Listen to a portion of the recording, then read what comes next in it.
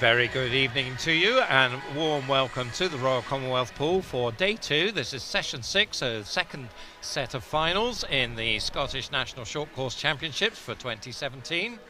I'm Duncan McKinnell and I'll be taking you through the action, and beside me in the commentary box is Kathy Johnson. Welcome once again, Kathy. You were on last night. Thanks for having me back. Yeah, well, it's a delight. Double Commonwealth Games athlete, and it's a great privilege for us to have your insights here today. Here's what's coming up. Well, there's actually a little bonus event right at the front because we start off with a swim-off for the women's 50 freestyle. This is to decide who goes into the last slot in the B final.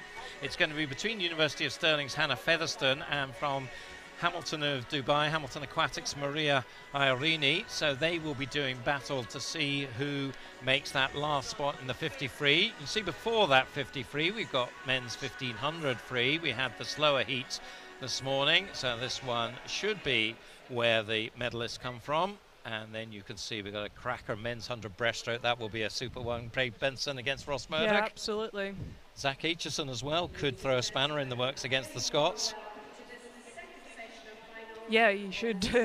He's been good form so far. Had a good representation at Bucks as well, so I'd imagine this will be up there too.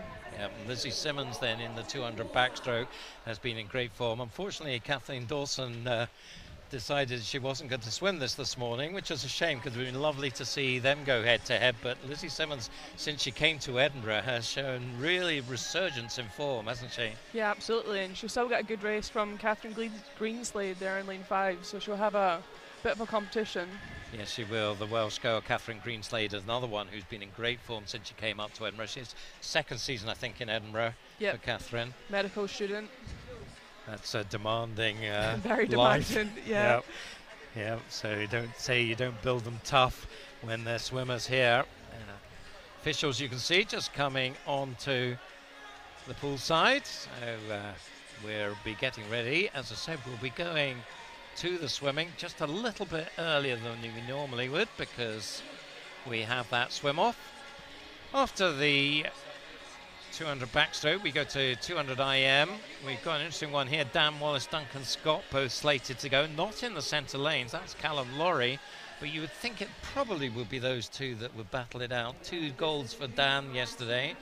Yeah, I would imagine they had a fairly easy heat swim just to get them safely through to the finals. And tonight, I reckon that race will be in lanes 2 and 3 between Dan and Duncan.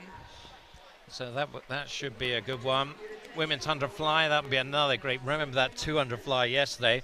Well, Hannah Miley's not going in this, but Kiana has, of course, set that new Scottish record with Tane Bruce against your old teammate. And so who do you fancy on that one? I think it could be tight. I think it'll be very tight, but you can see Kiana's time there of a 60.76 was pretty much what she split in that 200 fly yesterday.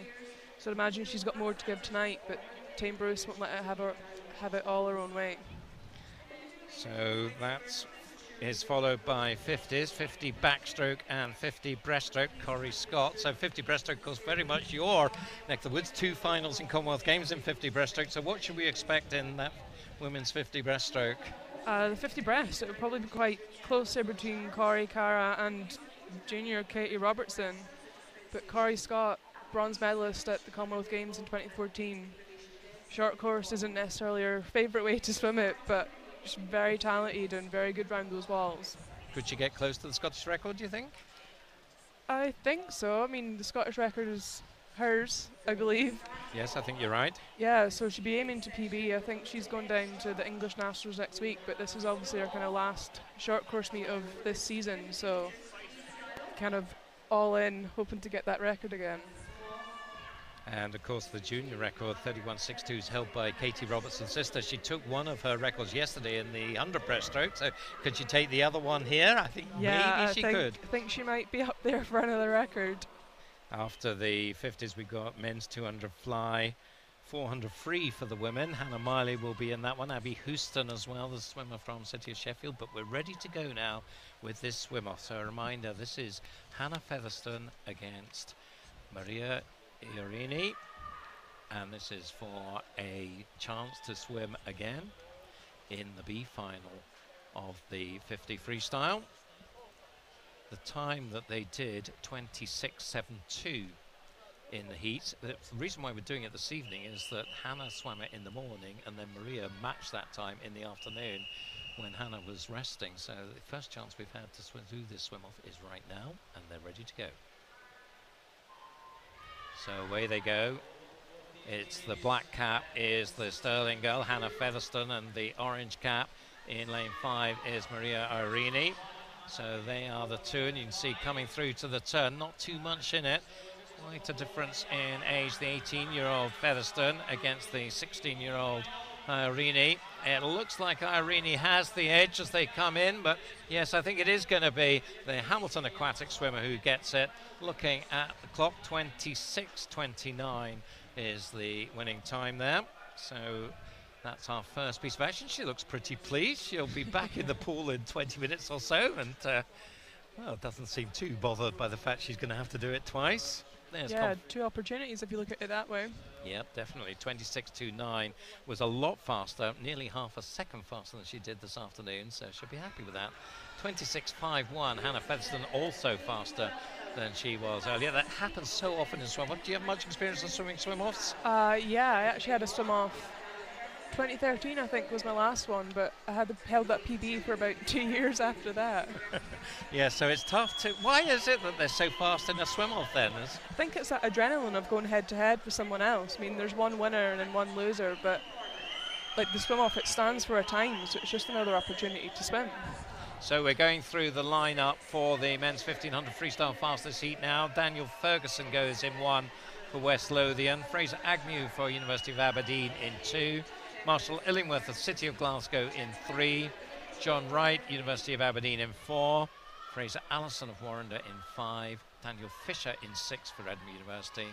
South Lanarkshire's Cameron Kavanagh is in 7. And completing the field, Tom Jeffers of Perth City there on the right-hand side of your shot. Entry times here, 15:50 up to 16:29. So just settle back. Hope you've got a cup of coffee there to just enjoy some good distance swimming. John Wright has the fastest entry time. Fastest time, of course, always goes in lane 4. He did his time very recently, 15:50. Did it up in Inverness at the North District Open Championship. So that was just at the beginning of November, so only a month or so ago. So we'll see whether he can improve on that further here. Looks like he's just got the edge at the 50. Early days, of course. 60 lengths of the pool on short course. You can see there the lap cars showing 57, so that's how many they've got now. 3 done, 57 to go. She's saying quickly, that's not too bad. So coming up to the 100. You can see their line of 4 swimmers. Lane 2, Fraser Agnew, the youngster from University of Aberdeen. So he's vying to be the top junior along with Daniel Ferguson, 2 juniors in the field. Ferguson in lane 1 beside him, quite a way back at the moment. The other front runners, the City of Glasgow cap there, blue cap with the white G on it, Marshall Illingworth. And the second University of Aberdeen swimmer, that is John Wright, who leads the way. Beside him in the red cap, Fraser Allison, and beside him, University of Edinburgh's Daniel Fisher. John Wright then through the 150, 130, 72, only 700s in it at this stage.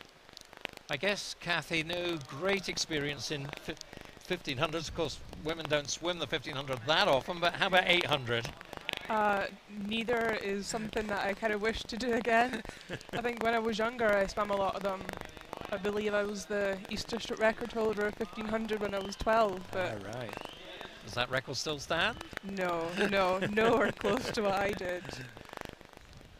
So 2:02.47 is the 200 split. So pacing just a little over the minutes for the hundreds. Nice shot there of technique, because distance swimmers have to have a very efficient stroke. Just try and maximize your use of energy through the race.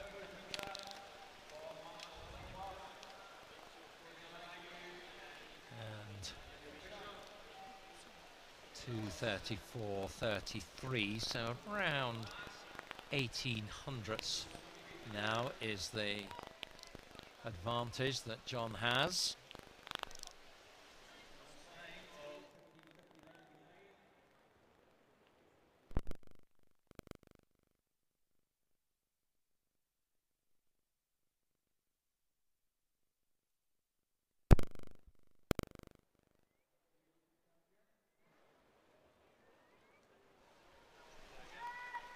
So 3:06.53, sorry you lost sound just briefly, but we're back again. That's around a 64 for the third 100 for John. Still, as you can see, plenty of swimmers round about him. So setting himself up for a nice competitive race here.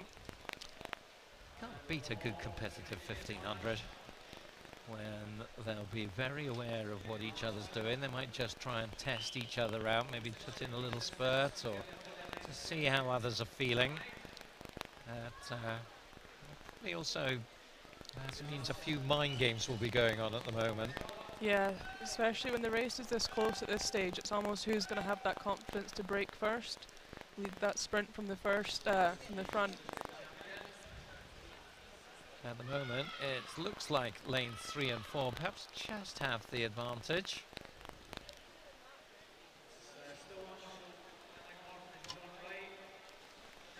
And it is Marshall Illingworth now who's got an advantage of 3/10, 4:10.36. So just upping the pace slightly. That was a little under 64.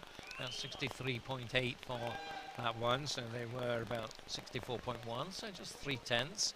Knocked off the split there for that 400 from Marshall. Still very much there. Daniel Fisher. You'll know him well from the University of Edinburgh programme. Kathy is very much a distance man. Yeah, distance specialist, kind of enjoys those 400 to 1500 kind of races. And he is right there. The fact that there's a swimmer slightly further back beside him, is that a hindrance or a help? I think on freestyle, because you can see across the pool, it's not necessarily a hindrance, but it is always nice to kind of have that clear water either side of you.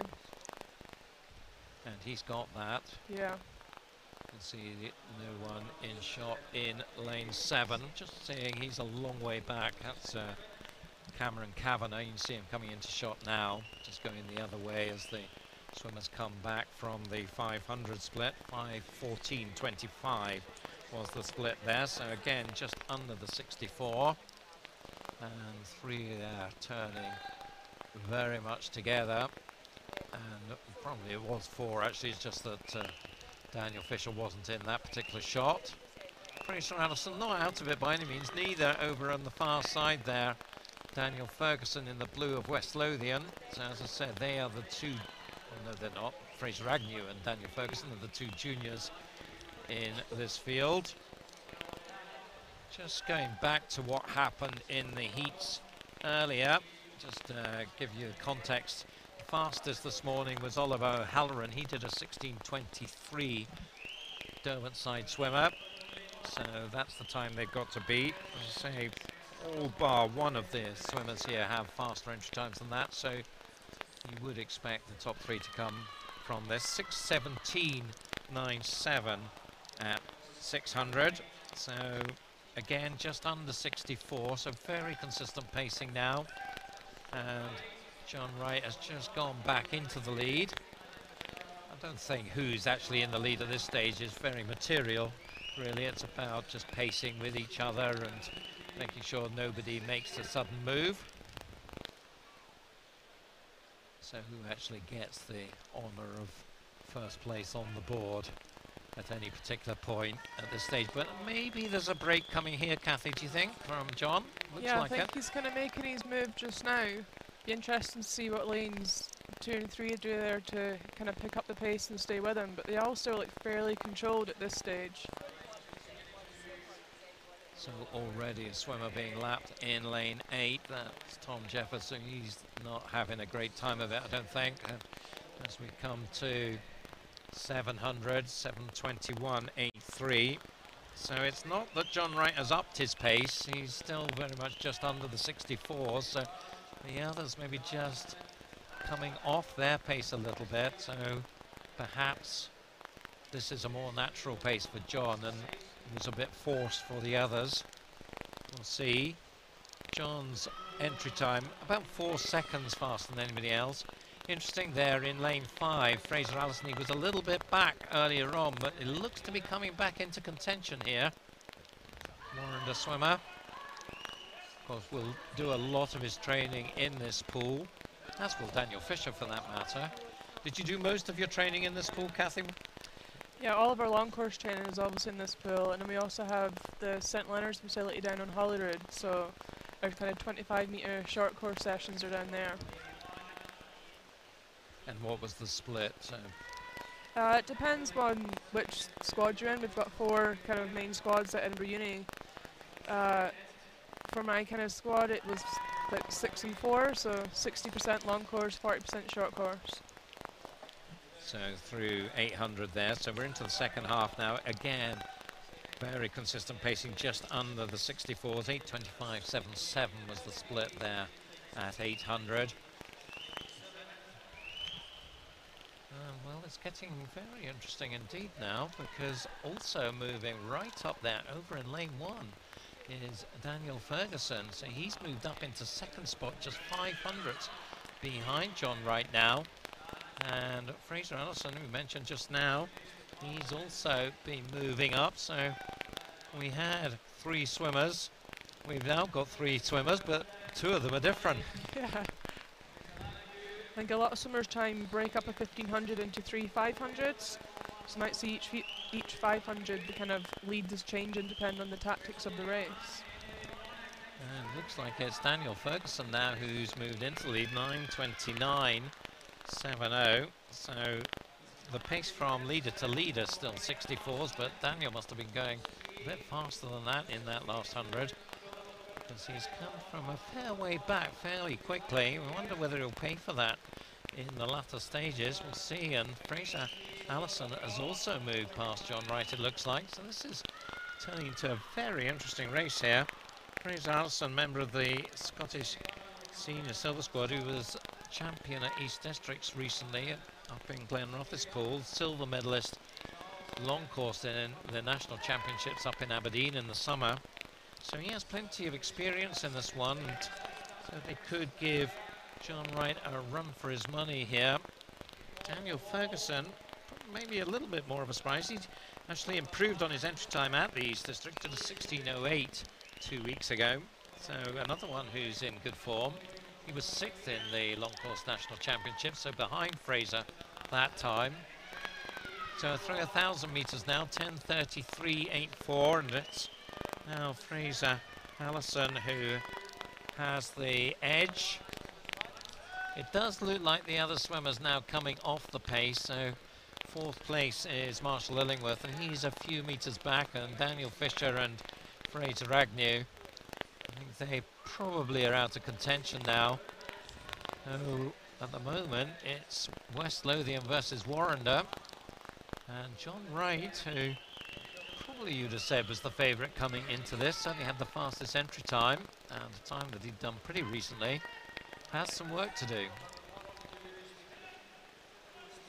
Would you be alarmed if you were, maybe 3 metres back at this stage, or that's still very much something that can be brought back? Yeah, I mean, you've still got 400 metres to go, so you can definitely bring it back. It just depends if he's kind of slipping down that pace. It's a lot harder to jump up a couple of seconds on each 50 than chipping away slowly. 11:37.77. So again, the pace just under 64. So we've been really consistent on that, although with different swimmers. So it's not as though Fraser particularly is swimming faster than John was earlier on. It's just that, well, he obviously started slightly slower and then has just been picking it up. And I know coaches like that, don't they? They like swimmers to swim faster in the second half if they possibly can. Yeah, absolutely. The hardest thing as a swimmer is to almost try and put more effort in on each 50, and it always makes your time stay the same. But if you can hold that pace in the 1500, you're kind of on to a winner from the start. So this time we're coming up with the next turn at the other end will be 1200. So what are they likely to be feeling like at the moment? Is it getting painful? I think just now they'll be starting to edge into that pain, but you can see they're still fairly long in control. Their leg kicks aren't going too wild at the minute. So hopefully they've got enough left to kind of finish this 300 metres.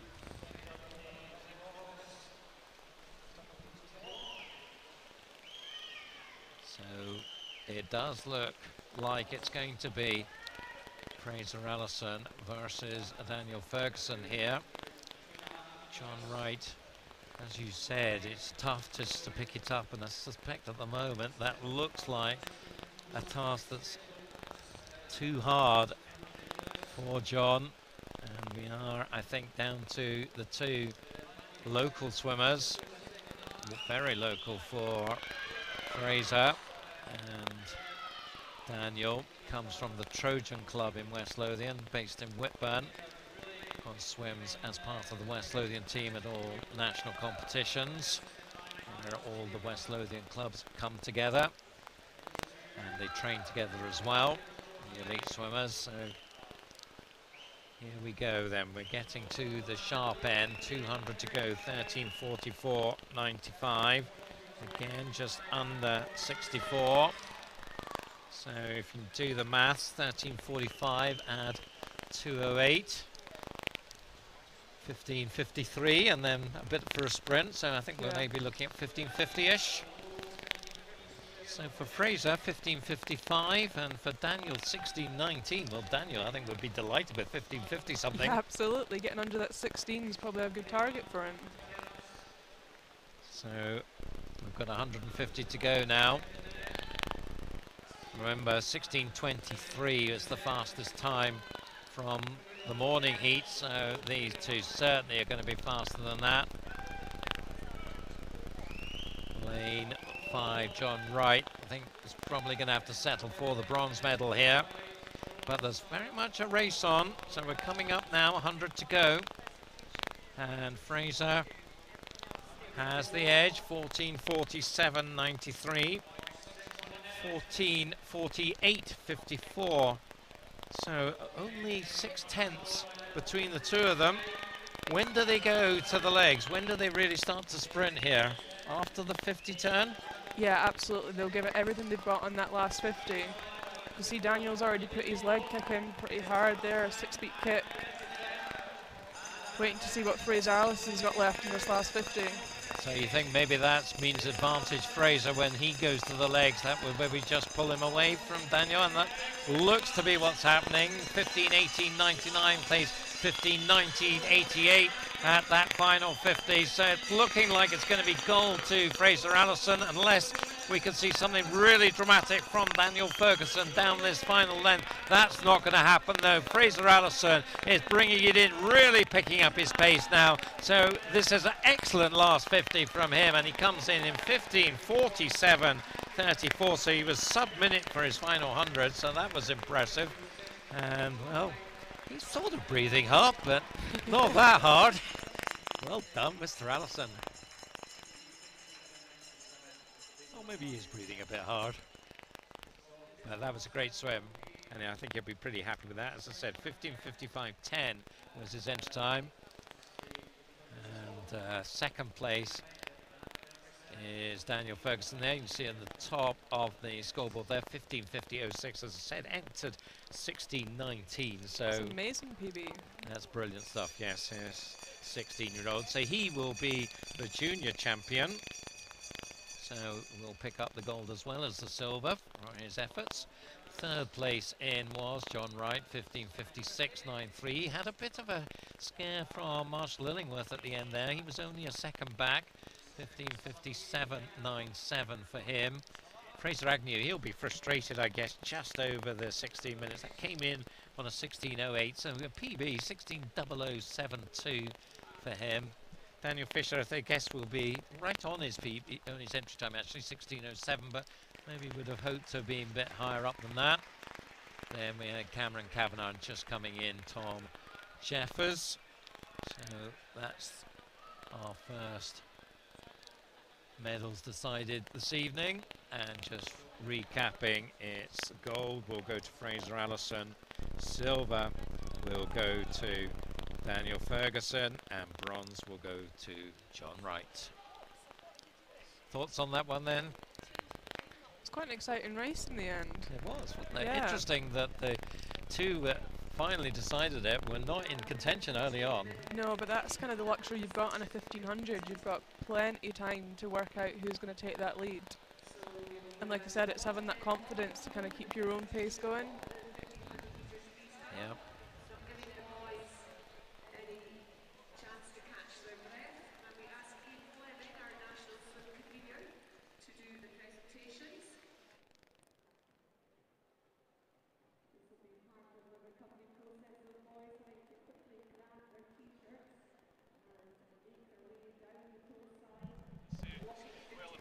So we just have one or two interference issues with our sound at the moment, so apologies for that. We're going to go off air just for a minute or so. You won't miss any swimming, but just for a moment or so. So bear with us and we'll be back very shortly.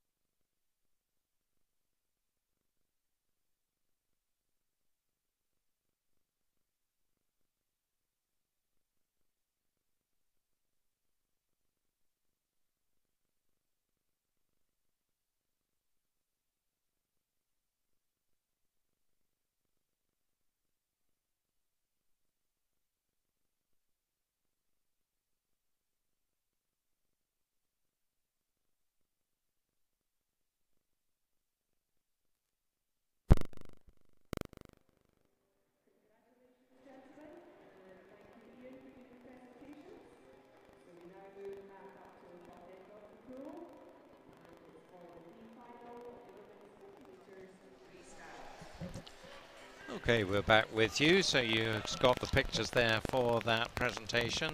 The medalists, as we said, were Fraser Allison gold, Daniel Ferguson silver and junior champion, and John Wright the bronze. So we move next to the B final for the women's 50 freestyle. So this is where we see coming back to the action Maria Iorini after that swim off. You can see there closest to us the full field: Gulsamonal in 1, Anita McCartney in 2, Erin Cummins in 3, Sophie Smith in 4, Johanna Hingebjerg in 5, Emily Peck in 6, Jessica Christie in 7, and Maria Iorini in 8. 26:14 was the fastest time for these girls in the heats. And it's pretty close, but it looks like lane 4, Sophie Smith of Arbroath St Thomas taking it, and goes under 26 in 25:84 for her. So nice swim from Sophie, usually probably best known as a distance swimmer, but increasingly recently actually I've seen her do some good 50s and 100s, and that was another one.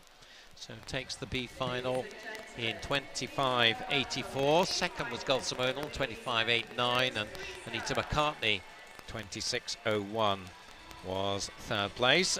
As we get ready now for our first A final, and the athletes coming out, lights down. If you're watching last night, so we have a bit of a light show here at the Commonwealth Pool. There in lane 1 is City of Glasgow's Emily Horn. Next to her, going in lane 2 from University College Dublin, is Kate Kavanagh. In 3 from Edinburgh University is Katie Stark. Beside her is Lucy Hope from Edinburgh University, the winner yesterday in the 100. Rachel Masson beside her, another from Edinburgh University, so a trio in the centre lanes there. Erin Riordan goes for University College Dublin in lane 6. 7 is Evie Edwards from University of Edinburgh.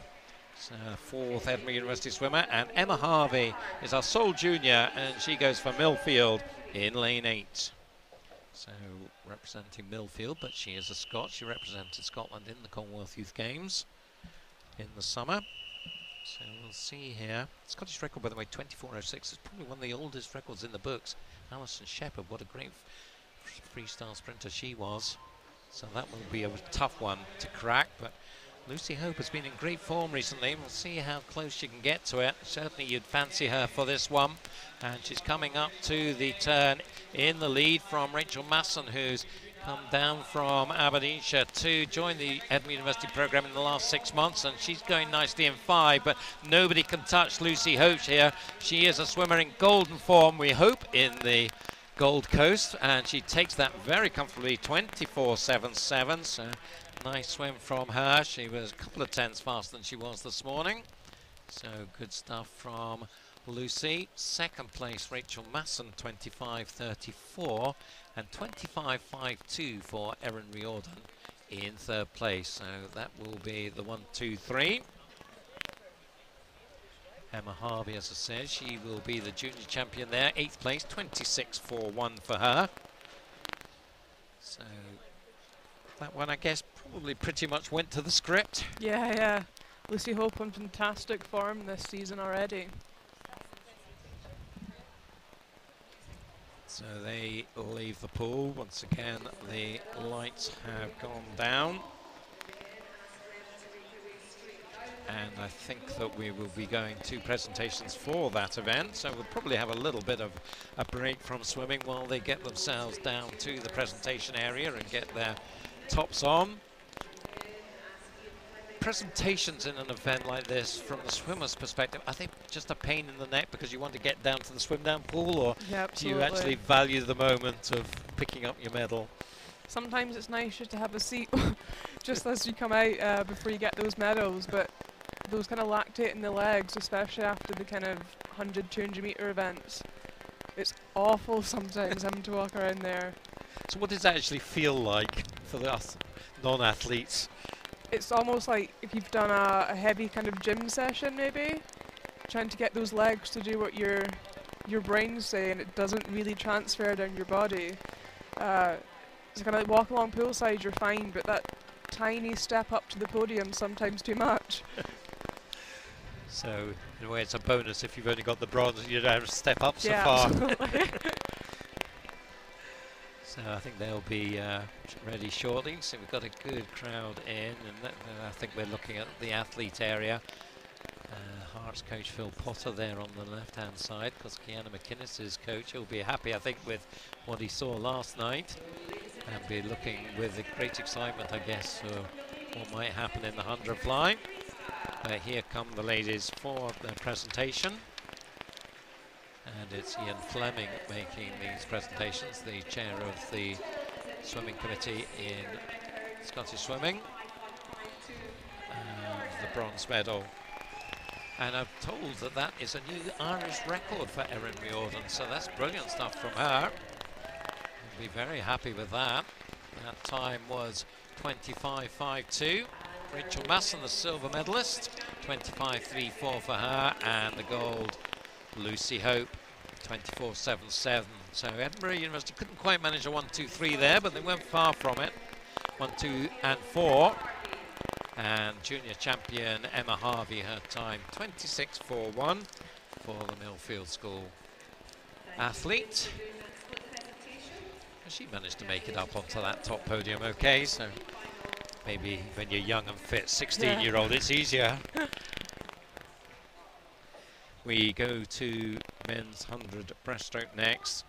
And this could be a very interesting one, certainly the A final, but we've got some excellent athletes here in the B final. Just being called to the blocks by the referee. We'll run through the field. Valentin Dicosso goes for Tiernan in 1. Will Ritchie of Preston in 2. Then 2 more from Edinburgh University. Callum Tate in 3. Nicholas Quinn in 4. George Clough from University of Stirling in 5. Jack McComish City of Glasgow in 6. Cameron Muir, also City of Glasgow in 7. And Ewan Keithley from University College Dublin is in 8. 4 lengths of the pool this time. Nick Quinn, Olympian in the Irish team. Callum Tate, of course, part of the Commonwealth Games team in Glasgow, and he'll be going off to the Gold Coast. 200's more his thing than the 100. Hence probably why he's only in the B final here, but he has the lead at halfway, 28.79 from Nick Quinn. And third place, Jack McComish. Jack won a gold in the Deaf Olympics in the summer. A severely deaf swimmer. That will create its challenges, but he's going very nicely. Swimmer in good form this year, and he's certainly got himself in contention for a top 3 place in this B final, but nobody's going to catch Callum Tate here, very experienced Edinburgh University athlete. 1:02 he did this morning. He's faster than that by about a second and a half this evening. 1:01.02. Nicholas Quinn 1:01.37 in second, and Chap McComish did take third in 1:02.22, just ahead of George Clough. You see the replay there as they come in, and well, just a day in the office, I guess, for Callum there. Yeah, like you were saying, the 200 is kind of more their favourite event for both Callum and Nicholas, but the 100 short course, just one of those kind of fun events. No pressure to it, just get in, swim, see where you are. Well, this one could be interesting because there might be just a little bit of pressure between the 2 University of Stirling guys coming up here as they come on for the A final. Run you through the field. In lane 1 for Edinburgh University is Daniel Lim. In 2 is Kieran Preston of Edinburgh University. 3 is Ross Murdoch of University of Stirling. Zach Aitchison, University of Stirling in 4. Craig Benson, winner in the 50 yesterday, takes lane 5. Ewan Ingalls, the 50 specialist, is in 6 for Edinburgh University. 7 for Chris Kerr of Warrender, and he's the red cap. And Jamie Graham, the Northern Irishman from the University of Stirling, goes in lane 8. There he is, just in the back with the black cap. So only one swimmer, Zach Aitchison, under the minute this morning, but expect more than that this evening. Could be very interesting. Craig, I'm sure, would love to do the 50 and 100 double here, just to make a point, shall we say. Let's see if he can do it. Away they go. So your fancied swimmers, you would think, will be the 3 Stirling men. Ewan Ingalls will go out fast, you would think, in 6. Also Jamie Graham, another sprinter, in lane 8. So they're certainly very much up there at the first turn, along with 3, 4 and 5. Murdoch, Aitchison in the white cap, the 2 Scots in the black caps for Stirling. See who's going to get the touch. It's between Benson and Aitchison. 27.60. It was Craig Benson getting the touch at the 100. So can he now finish the job? He's got maybe half a metre at the 75. Murdoch now, I think, has moved up into second. He will be strong, you would think, in this last 25, as shows great form in the 200. Of course, Commonwealth champion in the 200. In between them, Aitchison looks like he's going to have to be third, but it's going to be very, very tight indeed as they come in, and it is Benson who gets the double. 58.70. Second, 58.85, Ross Murdoch. 59.39, Zach Aitchison. So Craig Benson showing some very useful form here, as we are, what, about 4 months out from Commonwealth Games. Thoughts on that one? I always really like watching people's breaststroke. I know it's very different for each person, but Benson for me has got technically very good breaststroke, keeps that momentum going forward, that head really driving in himself, that momentum forward in the water. It always strikes me as quite a sort of mood athlete. He has to be in the zone, but when he is in the zone, he's hard to beat. He is, absolutely. Ross probably will be not too bothered about losing out to him. No, I mean, the kind of winner between these events quite often goes back and forward between all of them. You always want to get the win, but at the end of the day, it is your teammate that's still got the victory. So Stirling 1, 2 and 3 in that race. I mean, Yep, it was. the coaches be very impressed. Yep, we go now to women's 200 backstroke, so the B finalists are at the blocks ready to go, so this time it's 8 lengths off the pool. And there you see them just getting ready with the backstroke ledges in place for them, just to get a nice stable footing on the pads.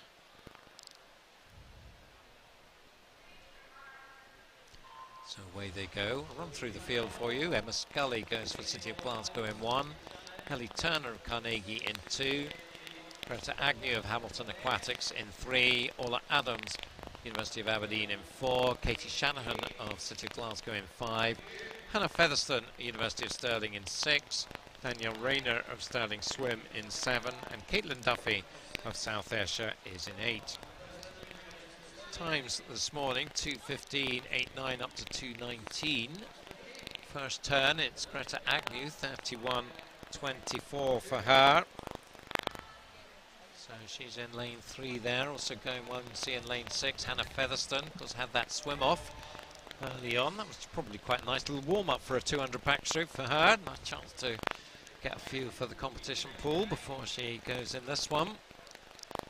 So she is up there, but well, maybe just dropping back slightly now as lane 4, Orla Adams, and lane 2, Ellie Turner. Ellie Turner, very much a backstroke youth squad member, youngster in this field, 14-year-old. Katie Shannon is the absolute youngster, just 13 in lane 5. But it's Greta Agnew who is looking pretty good here. And going into the second half, and she's got herself about a 2-metre lead here. Going down towards the 150, and that lead just gradually building as the race progresses. Coming up to the 150, 138.83. Second place, Orla Adams, 139.77. So less than a second off now. Maybe they are now starting to come back to her. And watch Katie Shanahan coming up in lane 5. A swimmer who has been in absolutely excellent form, just gets better and better, the youngster. And these two now are just about in touch with Greta Agnew. And Greta, hold on here. It will be starting to hurt, I suspect, now as Orla Adams comes right at her. It's between these two, and I think Orla no, she doesn't. In fact, Greta holds on by 200s, 2:13.03 from Orla Adams, 2:13.05. Katie Shannon third, 2:14.36. Here it goes again. I was pretty confident Orla Adams was going to get that one as they came in. So let's look at the finishers. Well, difficult to call that one, but 200s, the electronics don't lie. Confirmation there, 2:13.03, the winning time.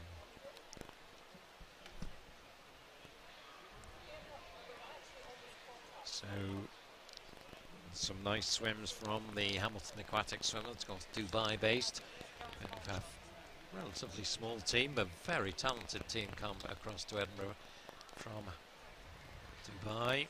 Great to have them. It must be feeling cold, I would think, at the moment. It is freezing at the moment in Edinburgh. Yeah.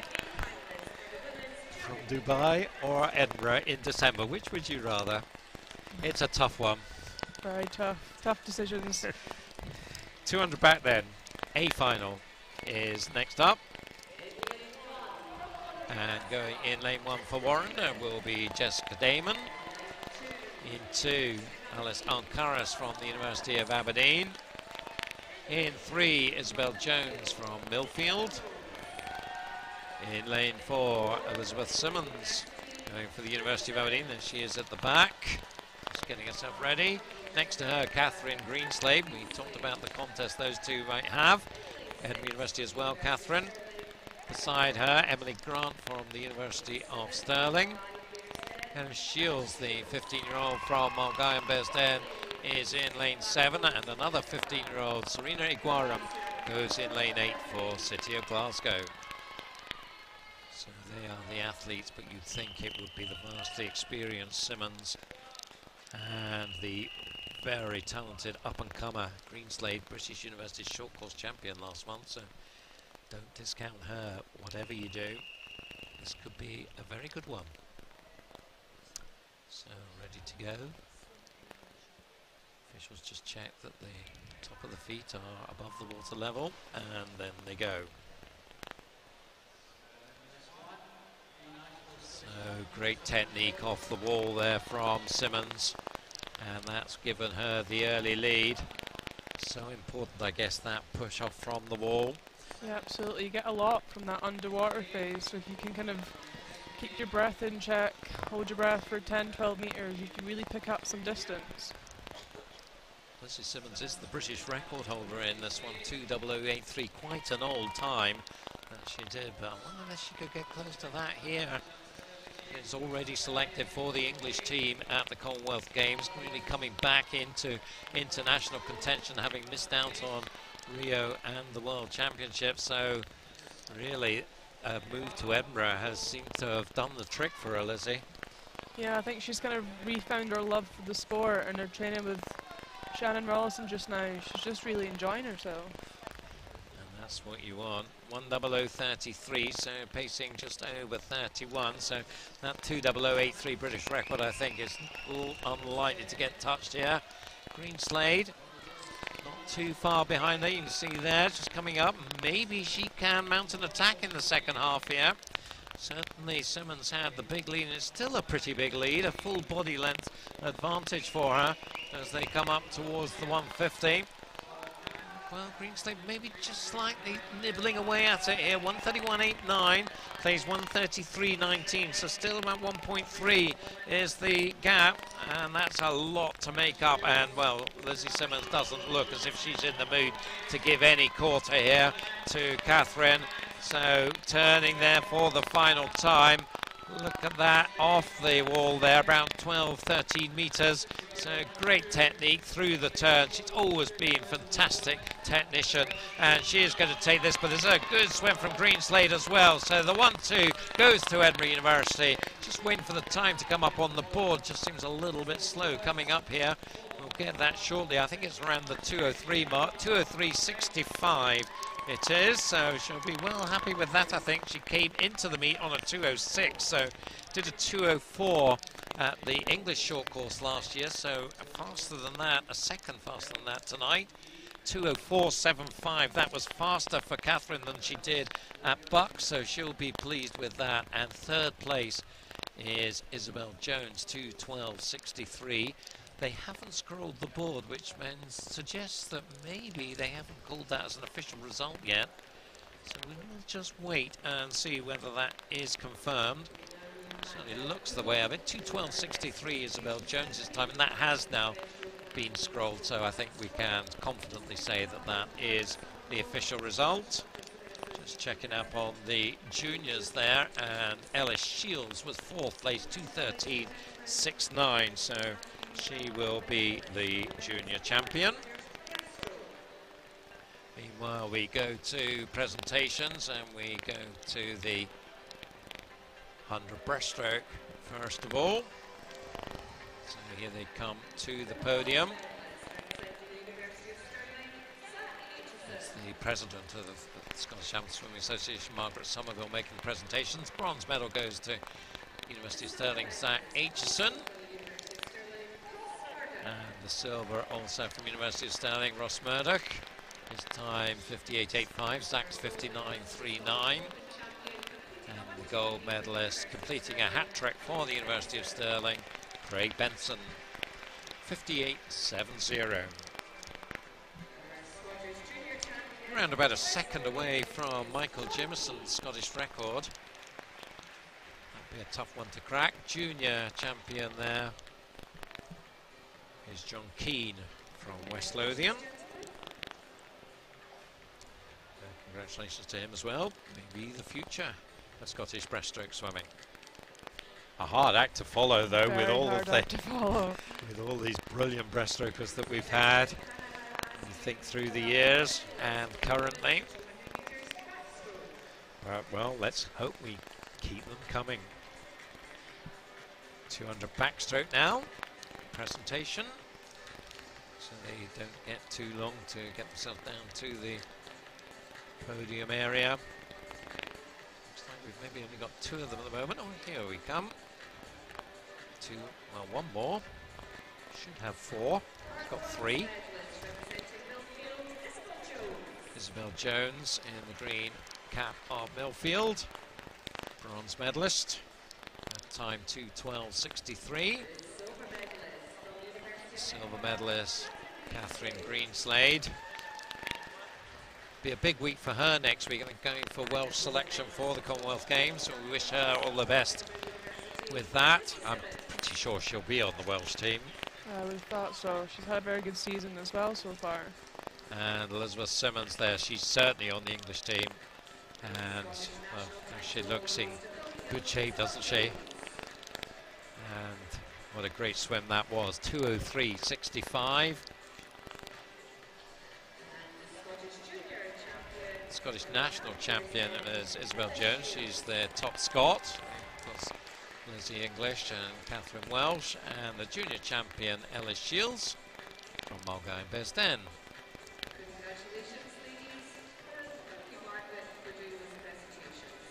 Nice wee hug for the two Edinburgh ladies. And we're straight back into action. Next up, 200 individual medley. B final first. Now they're in lane 7, Daniel Ferguson after that 1500. So what can we expect from him here? He is well known for being a beast in the pool. That's how his coach has described him, that he's always up for another challenge. So, well, this is certainly another challenge after that 1500. The full field, Tim Robinson of Alveston in 1, Will Ritchie of Preston in 2, Fraser Allison of Warrender in 3, Tony Joe Trett Oliver of University of Stirling in 4, Benjamin Stagg of Mount Kelly in 5, Daniel Morley of Derwentsside in 6. Well, Daniel Ferguson maybe is struggling. You can see there in lane 7 for West Lothian, and in lane 8 Cameron Muir from City of Glasgow. Unfortunate in a way that two of his events so close together after a 1500. But he had a very good swim in that 1500, so hopefully it'll give him a bit of confidence that he can do well in this. So let's focus on the lead though, and that is Tony Joe Trent Oliver in his first term at the University of Stirling. And he's got about a body length lead over the swimmers either side of him. Fraser Allison, of course, also straight out of that 1500, goes in lane 3, and he's also suffering, it would look like. So it looks like it is lanes 4, 5 and 6 who are going to contest this. Trent Oliver in 4, Stagg in 5, Morley in 6. So non-Scots all the way. The best Scot, Cameron Muir, there in lane 8, City of Glasgow. Although over in lane 1, it's not a Scot, Tim Robinson from Alveston, in the northwest of England. But in the breaststroke, there's not too much to separate Tony Joe Trett Oliver and Benjamin Stagg.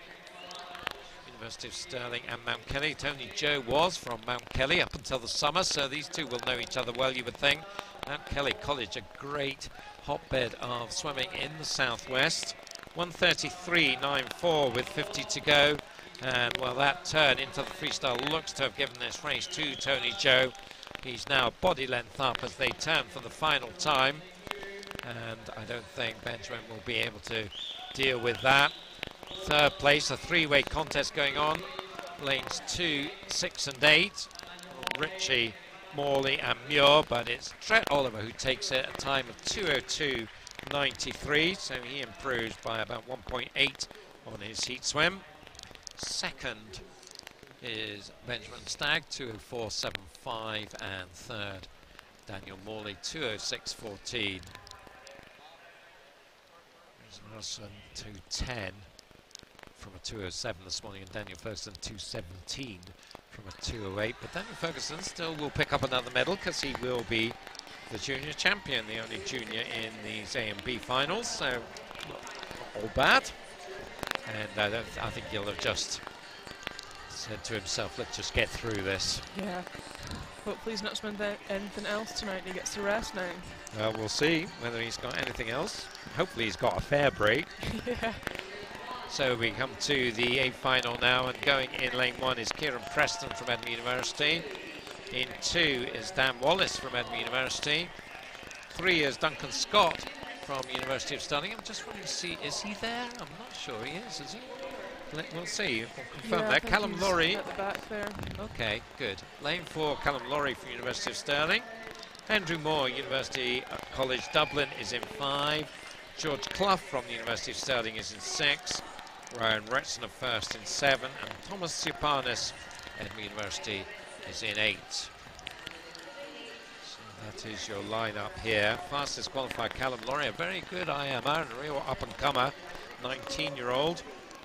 Well, Duncan Scott, Dan Wallace, you would think, and certainly Duncan is there in lane 3, with facing us. Laurie with his back to us, both in the black Sterling caps. Wallace in 2 gold medals, fly and 100 IM yesterday. So this could be a very interesting one here.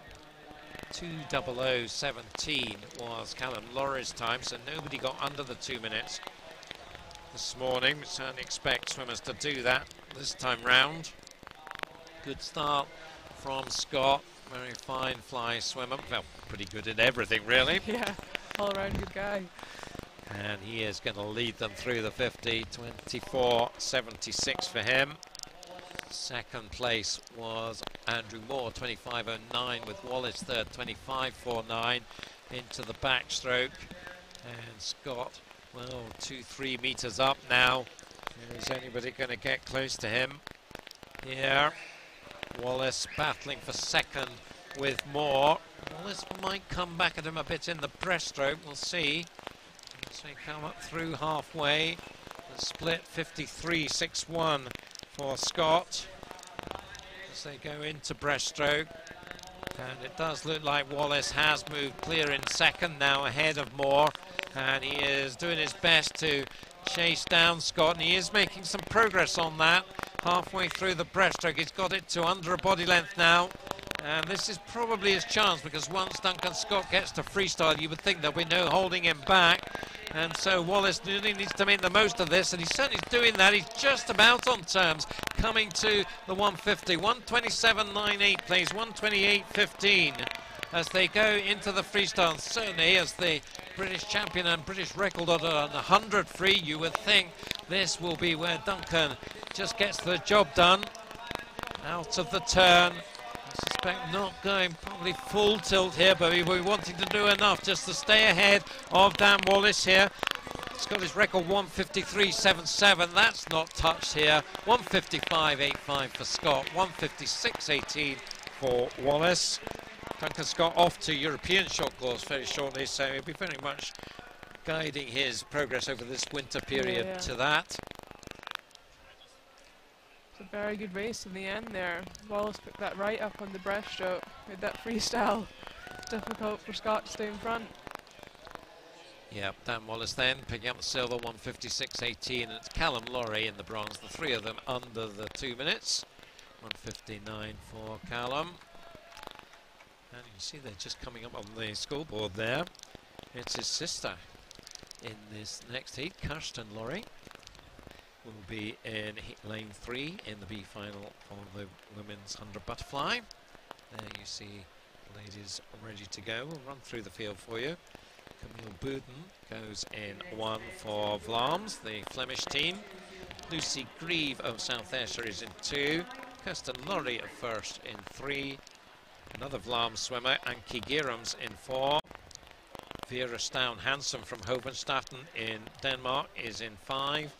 Jessica Christie from South Aberdeenshire in 6. Yasmin Perry, University of Aberdeen, in 7. And Karen Reid for Edinburgh University in 8.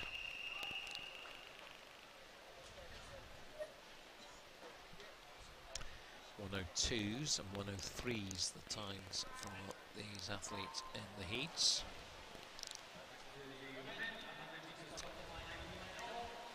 It would be unlikely, I suspect, that anyone would go under the minute here, but well, let's see if they can. We'll get close to it at least. Through the first turn, and it's all pretty even. Lane 7 going well. Yasmin Perry. Is she going to have the lead? Yes, she is at halfway. 28.79 for her. Second was Anki Gearams, 29.26 and third, just 500ths back Karen Reid, 29.31 in lane 8. But it is Yasmin Perry, the University of Aberdeen swimmer, who looks to be in control here from lane 7, so perhaps a little bit of a surprise that she's so strong here. Lane 4 though starting to come at her, Anki Gearams. Can she catch her? And there's a number of swimmers to her left, but it is Yasmin Perry who takes it. 1:01.75, so that's over a second faster than she was this morning. So yeah, without entry time was 1:01 flat, so maybe slightly disappointed that she wasn't closer to that, but a good decent swim commanded that race really from a relatively outside lane. Yeah. You kind of wonder if she took that heat swim a bit too easy and got dropped down to the B final there.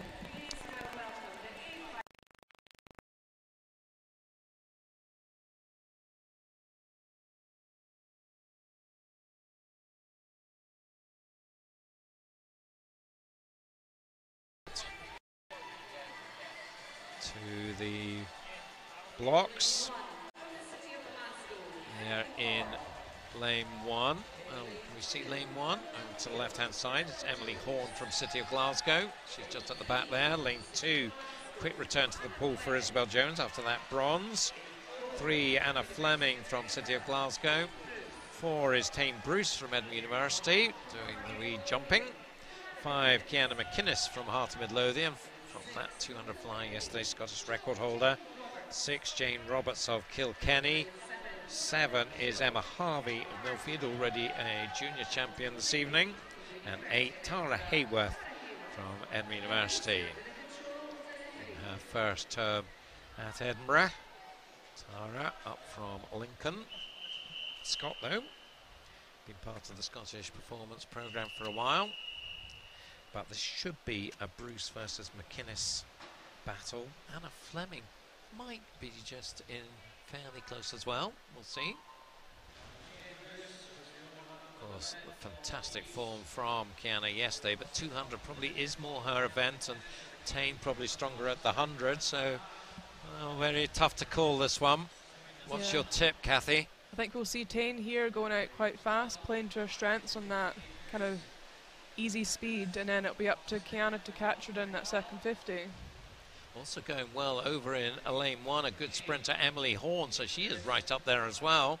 But it is Tane Bruce, 27.66 at the 50. Second, McInnes, 27.99. Third, Horn, 28.32. So Kiana's got to start to make her move now, you would think, as they come to the 75-metre turn, still around a metre back.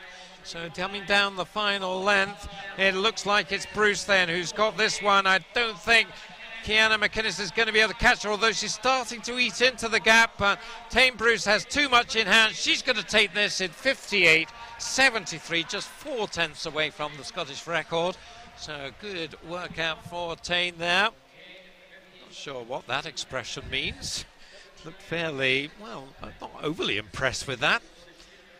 59.67 for Kiana McInnes. That is just 600ths away from the Scottish junior record that Tane holds, so that was tough. Jane Roberts takes the bronze. I'm pretty sure she was bronze in the 200 as well, so if I'm right on that, then she's doubled up with bronze medals there. So there is Tane, along with the City of Glasgow swimmer Anna Fleming coming out of the pool. So what do you make of that expression from Tane? You know her well, so what do you think she thought about that? I imagine she had her kind of goal set before she went in, so maybe that Scottish record was the only thing she was after tonight. Yeah, possibly. But often those kind of first instincts are just purely based on time. So looking up at that scoreboard, seeing your time that you got, you've not really had time to reflect on anything that you did in the race. So hopefully she'll go back round, chat with her coach Shannon, and see if there was something she did wrong or things that she did right, and just build on it for her next competition. Yeah, I'm sure Shannon, of course, very experienced coach, an Australian who's now involved as part of the University of Edinburgh programme, a very strong coaching team in Edinburgh, and they will give expert feedback to the athletes. So these are the medalists from the 200 IM. Callum Laurie there picking up the bronze for University of Stirling. Dan Wallace there, silver to add to his goals yesterday. And Duncan Scott, his first goal actually of these championships, because he sat out the finals last night. Nice to see him in the pool tonight. And Daniel Ferguson just managed to find the energy to get up onto that podium for his second junior medal of the night. We did have a sound fault earlier, so hopefully you're hearing us loud and clear just now, but apologies for those problems earlier on in the transmission. I think we've got them behind us.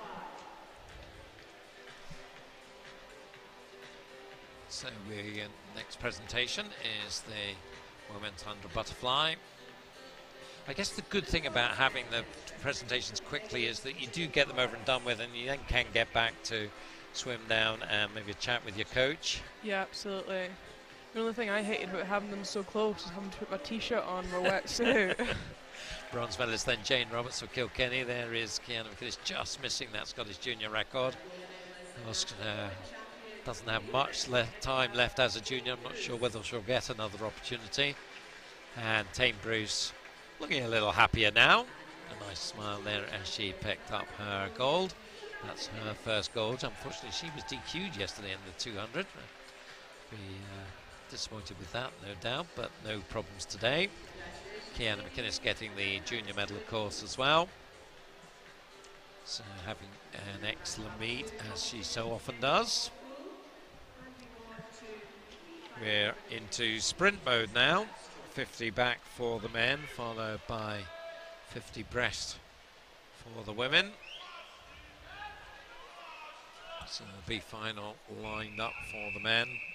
Adam Airley, Andrew Sorkin, Scott Gibson, Stuart McIntosh, Nathan Wells, Oliver Fitt, Joe Watt and Billy Dewhurst.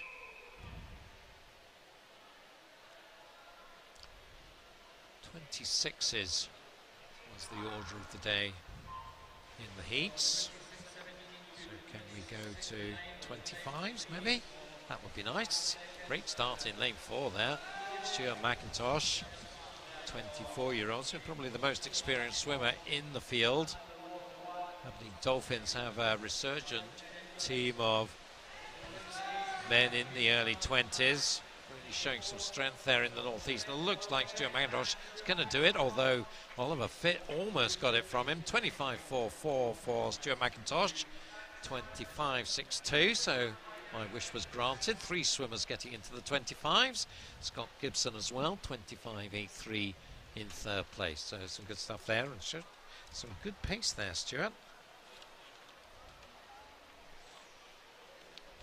So there is the full result up on the board. Remember, you can also pick up results through Swim Scotland, so www.swimscotland.org.uk, and also on Meet Mobile. So plenty of ways if you get a tablet going next to your big screen, and you can see the results at the same time as you watch the action. That seems like a good plan. So we're back to the A final now. 50 backstroke. Chris McColm goes in 1. The University of Edinburgh. Next to him, Ali Wright of Newcastle Swim Team in lane 2. Craig McNally goes in 3 for City of Glasgow, winner in the 200 back yesterday. Charlie Balderson for University of Stirling is in 4, very much a backstroke sprint specialist. Alexandra Marcourt from Vlaams is in 5. Scott McClay, who's been in electric form so far this week, goes for University of Stirling in 6. Shelby Luyton of Vlaams is in 7, and Benjamin Stagg of Mount Kelly is in 8.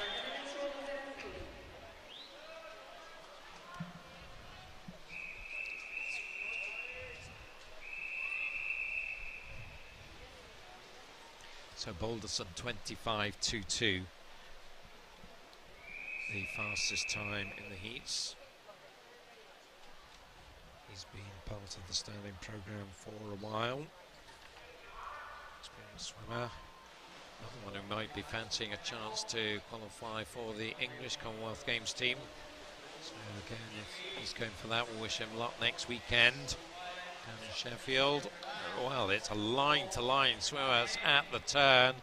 You get a great chance to see them there as they come out trying to get as close but not past those 15 markers. Looks like Manali is going to double up on his 200 back goal. He was explosive in the second half there.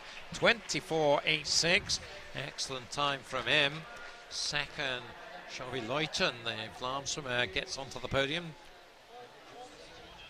Well, no, in fact, I got that wrong. It was Scott McClay in second.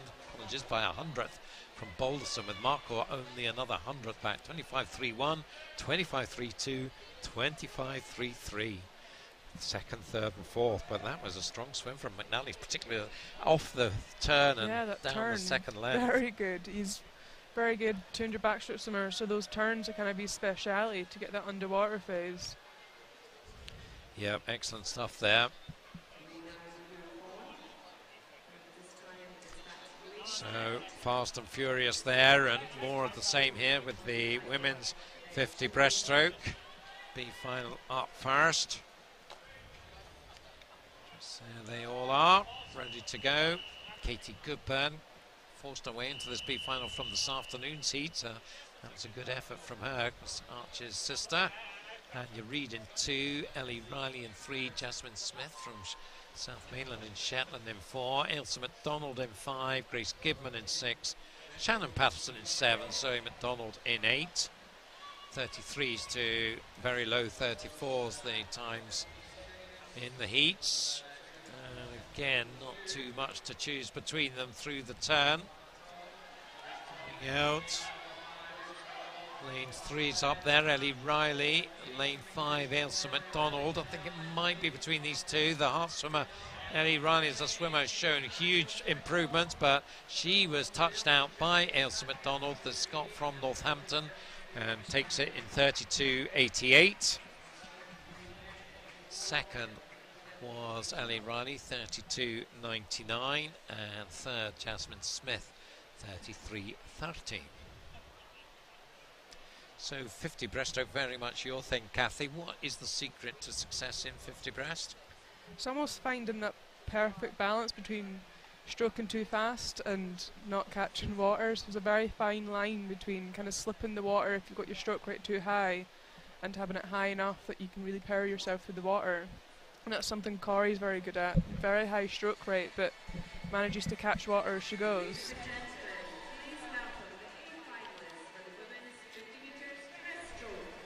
So we'll see Corey just now as the swimmers, final swimmers come out.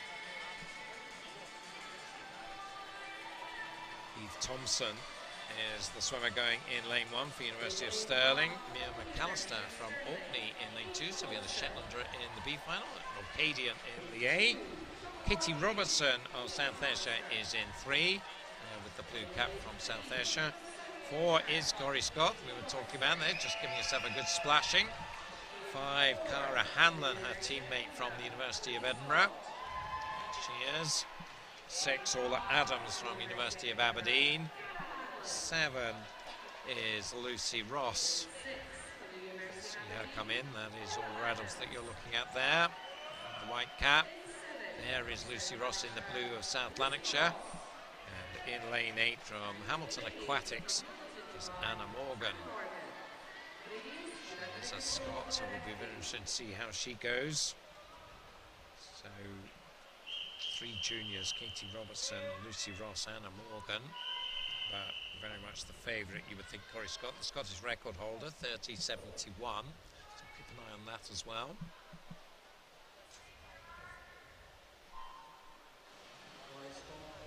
Corey, of course, winner in the 100, has her ticket booked for the Gold Coast. That will be her 3rd Commonwealth Games. That's a terrific record.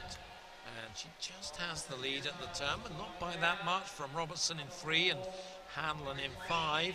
Also fairly close, Adams in lane 6, but it's Corey and Robertson. Katie Robertson in 2nd place, I think, but Corey Scott does have the advantage here and is going to bring this one in. Check the time, 30.80, just 900ths away from her Scottish record. 31.16 though, smashes the junior record for Katie Robertson. That is an excellent time. She is nearly half a second faster than the previous record that stood 31.62 from her sister Erin Robertson. So she'll be able to go home and say, guess what I did on Saturday night? Third place, Cara Hanlon, 31.29. Thoughts about that one, Kathy, then? I actually think Corey might be a little bit disappointed with that. You can see at that turn she kind of glided into the wall, and that kind of 0.9 she was looking for to get that record is probably all in that kind of half a stroke that she missed. Yeah, 0.09. 0.09, yes. yeah. Yes, so, well. Next time, things to improve on. Yep, definitely. I guess the short course season, how important is that for an athlete? You know, big year for her this year, third Commonwealth Games. How important is this phase of the season? I mean, it's a very short phase, getting back in for kind of your pre-season into short course. You only really have a couple of months to get into the full swing of things, but it's more seen as a bit of fun, especially when we've got a meet here on our doorstep. It is just kind of one of those, see where we're at, set yourself up nicely for long course and see what you have to improve on. So this is the presentation for the men's 50 backstroke.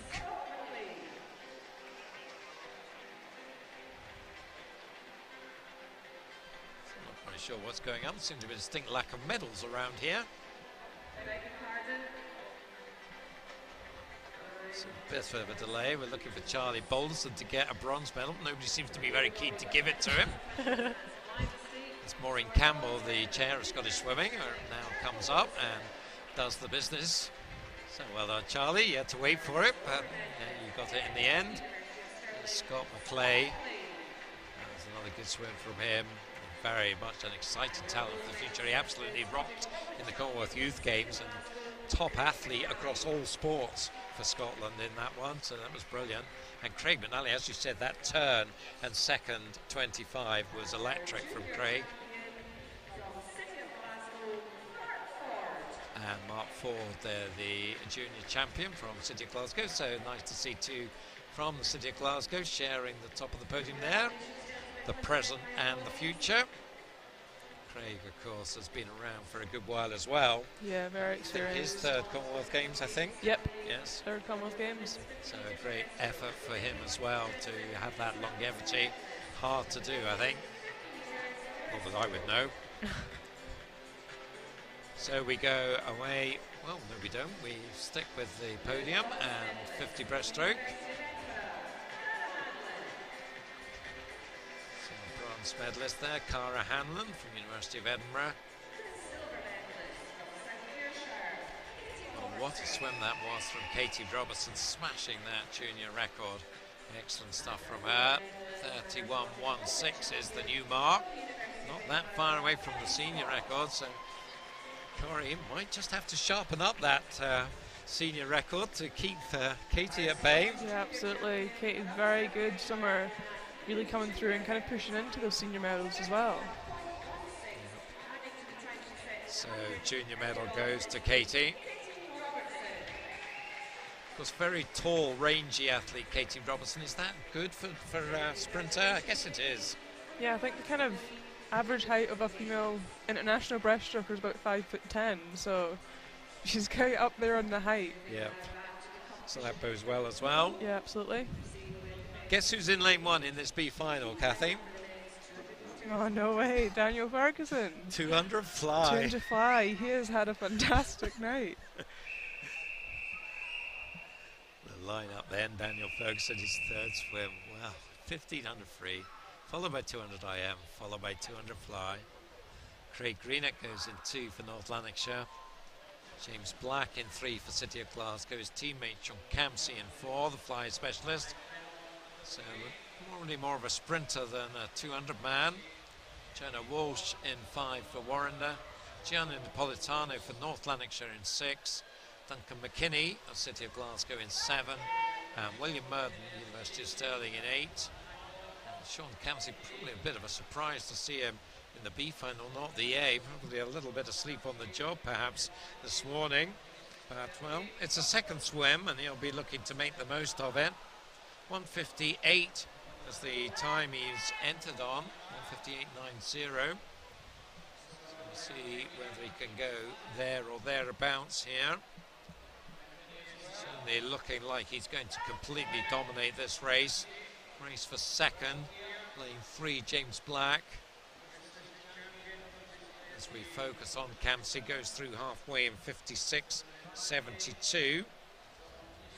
Leads by a massive 3.17. There you can see them lined up behind him, but a long way behind him as he goes through 125 and past the others. Looks like it is lanes 3 and 6 contesting second. James Black in 3, Gianni Napolitano in 6. James Black, I think, has the upper hand, but this is really an exhibition swim for sure. 128.36. That was around a 31.5 for his third 50, so you would think he'll be around about the 2-minute mark here, depending on how hard he pushes it down this final length. And it's time, do you really go for it when you're miles ahead, or do you just treat it as a training swim and ease back? I think he's going to go for it, but he's not really putting the full sprint in, I don't think, but a good solid performance, just over the 2 minutes, 2:00.54. As I say, not really a 200 man, so that'll be a decent workout for him. Jonah Walsh does take second, ahead of Craig Greenock, who came through nicely for third. And once again, I think possibly the meters catching up with Daniel Ferguson in 7th place there. He's a glutton for punishment. He is. He's picked the worst events to go back-to-back with.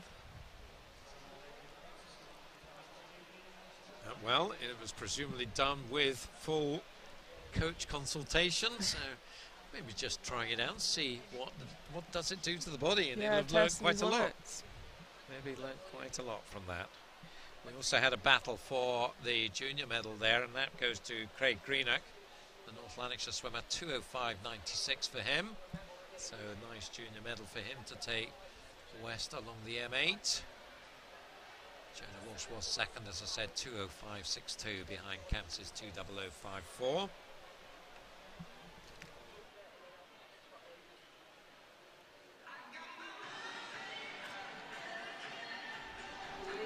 So the A final next up. Here they come, pretty anxious to get out. Race faces on. Oh, it's serious stuff there from the Aberdeen man there. That was probably Tom Bealey. I'll run through the field for you in 1.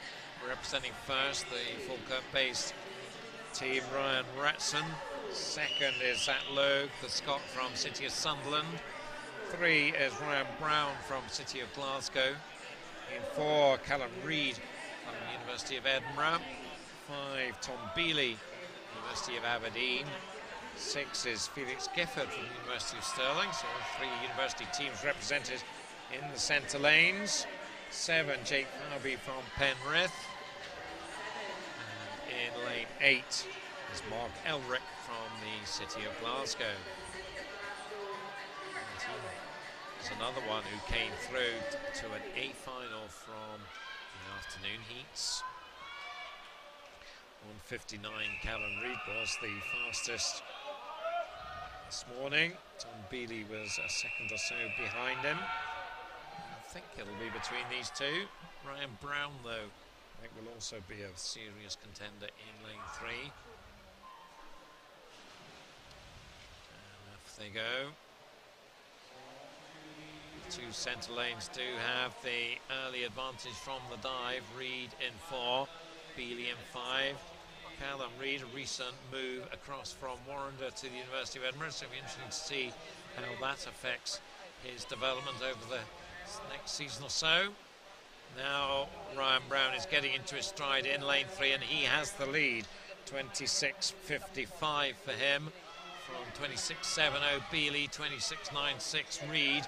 You think it is going to be these 3 contesting it in lanes 3, 4 and 5, and you see there it is Ryan Brown who leads the way, silver medalist long course national championships last summer, 4th here last year.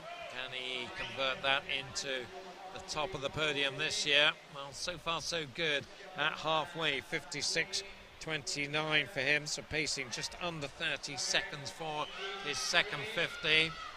Callum Reid is not very far away from him, and maybe making ground here as they go through 125. You can see coming out of that turn, that was a nice turn from Reid there, and that's just pushed him into the lead. Tom Bealey has some serious work to do if he's going to do better than bronze here. Fourth place, Zach Logue in lane 2, not that far back, but it is Reid and then Brown, and it's Callum Reid looking stronger and stronger as this race progresses. 127.12 at the 150 mark, and it's hard to see past Callum Reid here as he turns for home. Was bronze medalist last year, so he beat Ryan Brown last year. Looks like he's going to do it again here. Nobody's going to catch Callum Reid now. 200 fly is very much his thing, and he is going to bring this one home in style. 157.46. I think he'd be really pleased with that. He came into the meet on 2:00.04. As I say, did a 159 this time last year, so to move from that to a 157. You have to be happy with that. Yeah, absolutely. You can see from that last 75 metres, that turn there, really good to come up in front of Brian Brown, and could pretty much just kept that lead for the rest of the race. So you saw there the results up on the scoreboard. Second, Ryan Brown, and third, Tom Bealey. We'll see them on the podium shortly. Meanwhile, we prepare for 16 lengths of the pool now, women's 400 freestyle. I remember you as a middle distance freestyler back in the day. Once upon a time. So we'll get your insights into this one over the next 8 or 9 minutes. We have the 2 finals for the ladies. In this B final, we've got Ella Turk, the 13-year-old from Tynemouth. She's had some good swims this weekend. Kirsty Stewart of Aberdeen is in 2. Chanel Snedden from the University of Stirling in 3. Katie Shanahan, another 13-year-old, we talked about her earlier, is in 4 for City of Glasgow with her teammate Lauren Wetherell in 5. 6, a fast improving swimmer, Heart of Midlothian's Emma Russell, and 7, Rebecca Reid of Aberdeen, second from Aberdeen in the pool, and Machine Ramsey of Warrender is in lane 8. So 400, not a distance event, certainly not a sprint. Yeah, it's that awkward distance in between. You're almost pushing yourself as fast as you can, but obviously 16 lengths, you can't go all out from the start. Because you had a great 400 freestyle teammate, Caitlin McClatchy, for a lot of your career. Yeah. So how would she be swimming this if she was in the pool? I think Caitlin always broke it down into 4 100s, so trying to keep that pace fairly level the whole way, and like I said earlier, it's almost trying to make sure yourself pushing on each 50.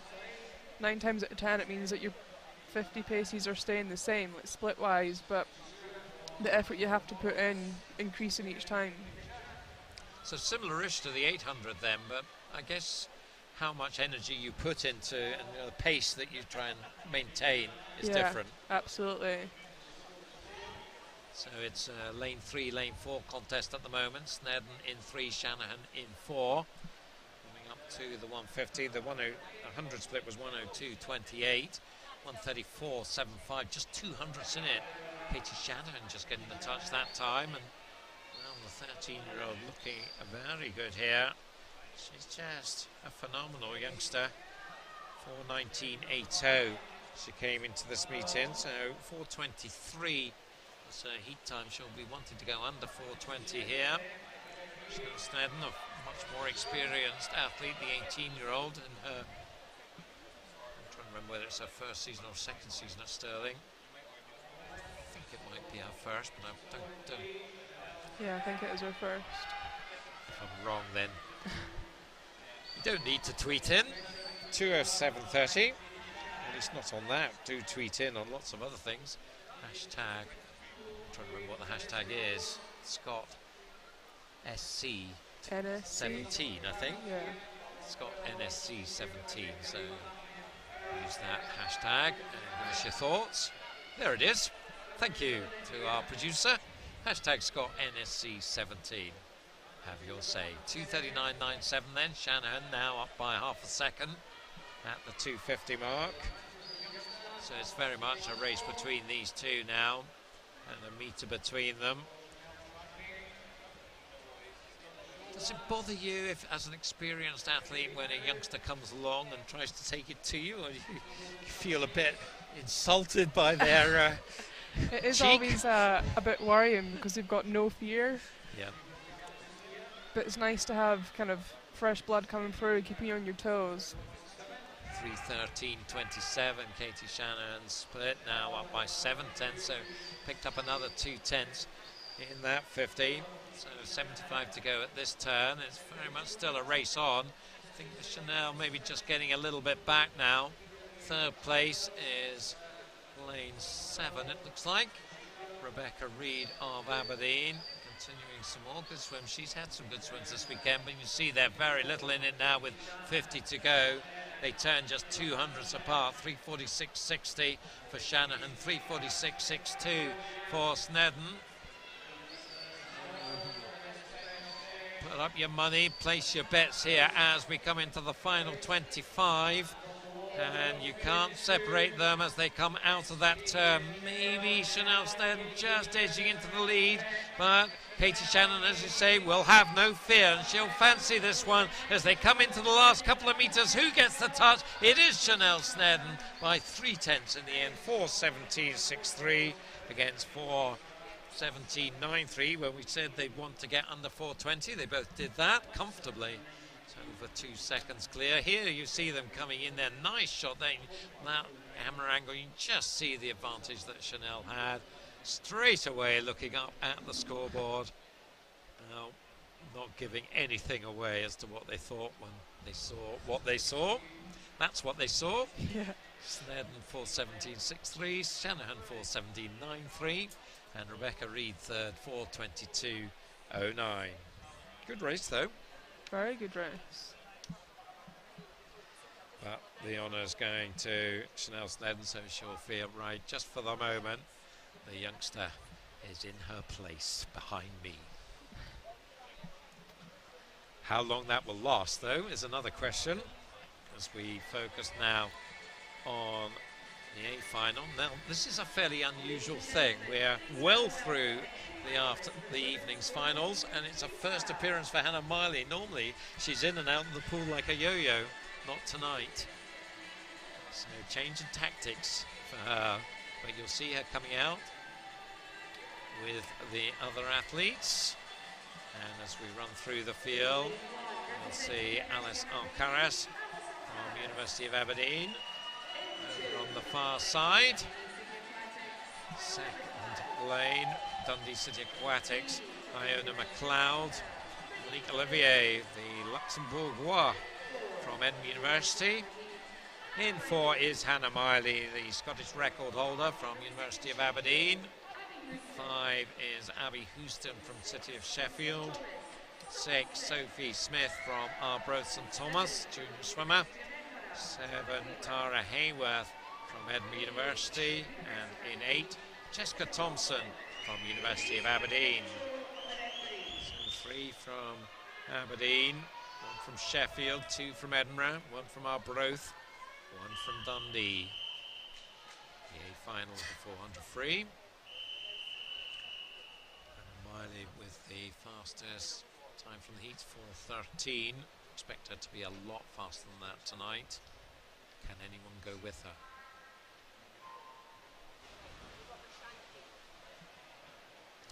Be interesting to see whether she goes for this one in the Gold Coast. She swam, I think from memory, 4th place in Glasgow. And this one just missing on the medal course. Medals, gold in the 400 IM, bronze in the 200 IM in Glasgow. She'll be gunning for a 3rd successive gold in the 400 IM in the Gold Coast. And we'll certainly be all rooting for her in April. Leads them through the 50, 28.48.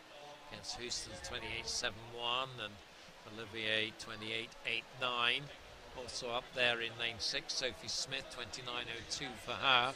So they're the 4 going through 75 metres, led by Hannah Miley in the white cap. Just gradually extending that lead a metre, maybe a little more than a metre. Monique Olivier, I think, holding second now. through the 100, 59.27. So her lead around 8/10, 60.04 for Houston. Now just ahead of Olivier. That could be the battle here for silver and bronze. Bench times 4:14 and 4:15 for Abby and Monique. Sophie Smith in 4th place still, but just losing a little bit of ground against the two contesting 2nd and 3rd. Not that much, she's still within a body length of them. And then you can see in lane 7, Tara Hayworth, and lane 2, the youngster from Dundee, Iona McLeod, but we focus there on the machine that is Hannah Miley. I just feel she's got quite straight arms compared with the other ones out of the water. I guess it's what they do in the water that's what matters. Getting that catch right underwater is how you get all your momentum to pull forward. So around about a 62 for her 2nd 100. So another 2 of those will bring her in about 4:05. And it's pretty relentless here, gradually building that lead further and further. It's approaching 5 meters now as she comes to the 250, 2:32.46. There's an interesting race developing for 2nd. You can see there as we go to the long shot. You can see Houston just has the edge. Olivier's there. Sophie Smith hanging in there, trying to stay in touch. And you see them go past us. Hannah Miley just pulling further and further away from them. Now up to 6 meters or so. This is 300 meters now, so another 1:02, and it would be 3:03 here. Or well, round about that, 3:03.87. So maybe just very slightly slower in that 3rd 100. But no doubt she's going to take this one. The gold coming up. Gold in the 200 IM yesterday. And this will be another one for the collection. Shudder to think what Hannah Miley's record medal collection is like. You must need, I don't know, a forklift truck to hold them all. 3:25.74, 3:35.74 I should say. 4-second advantage now. Houston still holds the advantage by 6/10 now, so she's beginning to look good. She was a nominated athlete for the Commonwealth Games, still hasn't been confirmed whether she'll get her place or not. She's going to have to wait probably till about February to know whether she is going to be on the plane, so that's a nervous time for her. Olivier just behind her, but this is the Hannah Miley show. She brings it in very comfortably, 4:07.50, much faster than she was in this morning's heats, and so good job done from Hannah. Was given an entry time there, 4:09. I'm not sure where that came from, but a couple of seconds faster than that. And you can see the board is scrolled. Houston confirmed in 2nd place, 4:11.87. Not that far ahead in the end of Monique Olivier, 4:12.08 for her. And Sophie Smith will be the junior champion. There you see Hannah coming in, almost those red cheeks as she swims. That again, looking up at the board, but professional that she is, she'll know exactly what she was aiming to do there, and most times she does exactly what she plans to do. So another good performance from her. Back to the podium. 200 butterfly will be first up. For the men, excellent race between Callum Reid, Ryan Brown, Tom Bealey. They'll be the 3 we'll see shortly. Gets a good shot of the Commonwealth pool there, split into 2 pools. Of course, most often it's a single long course pool. But, great facility for short course swimming. 3 pools to choose from when you're doing your warm-ups and swim downs. A bit of confusion here. Where do we all go? Somebody hopefully knows what they're doing. Alan Fletcher, former president of the Scottish Amateur Swimming Association, making his presentation. One of the trusty Hardys of the organising committee. Yeah, bronze medal to Tom Bealey from the University of Aberdeen. Ryan Brown, the silver medalist. He was right up there for quite a lot of that race. In the end, that's the settle for silver. Callum Reed's got his serious face on him. He takes the gold. That was a nice swim from him. I think he could progress pretty well, but now he's moved to University of Edinburgh. It'll be very interesting to see how he develops there.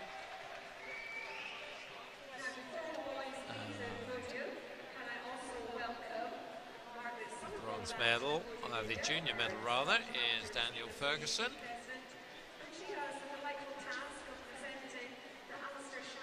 And we also have the Alistair Sankey trophy to go here, and that is a combined trophy for 100 and 200 fly.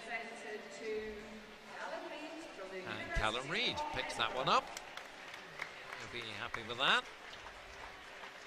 Nice little trophy to put on the mantelpiece.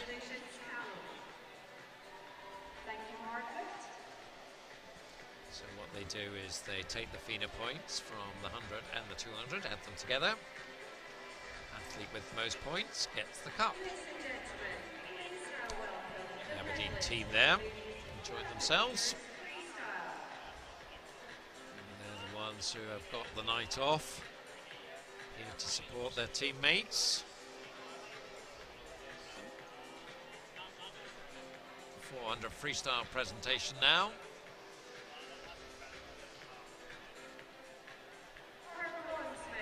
Bronze medalist Monique Olivier. Luxembourg international swimmer. Abby Houston looking to make her debut in the Scottish team. Was at the World University Games last summer for Britain. And Hannah Miley, gold medalist. And Sophie Smith, the juniors champion from Arbroath St Thomas.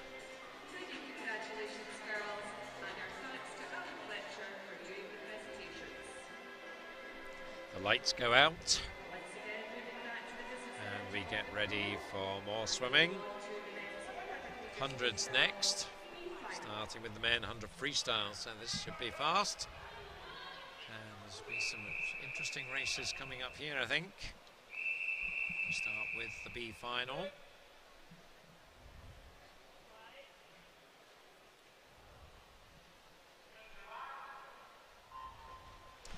Running through the field for the B final, Will Bevan of Preston is in 1, Grant Henderson, City of Glasgow in 2, Kieran McGuckin, Edinburgh University in 3, Jack Thorpe, Edinburgh University in 4, Jamie Coulter of City of Glasgow in 5, Luke Robbins, University of Stirling in 6, Harry Stacey from University of Aberdeen in 7, and Scott Goby, University of Edinburgh in 8. Strong start from Jack Thorpe, a big surprise I think to see him in the B final. Another one perhaps who was just slightly late out of his bed maybe this morning. It'll be interesting to see what sort of time he can put in here. He's well clear of the others. Playing 2, Grant Henderson in 2nd spot, and then it's a scramble for 3rd, but Jack Thorpe cruising away from the others, 48.45. That's more like it, Jack, against the 50.10 that he did this morning. So it'll be interesting to see how many are faster than that in the A final. Yeah. Hey ho, it's a second swim, and I guess to some extent that's all that matters in this time. And I think Jack Thorpe's one of the ones that's tapering for next weekend at the English Winter Nationals, because he's still got his big beard on the go. So yeah, I think this morning maybe just took it a bit too easy. There is the big beard, you just got a shot of it. Why is he tapering next weekend? What's that about? I think he just wants his kind of first long course meet to set him up nicely for the Commonwealth Games. Okay. So the A final now, as we see the athletes making their way back, pick up their clothes, get themselves back to the swim down pool, and the A finalists make their way to the blocks. Got some stars here.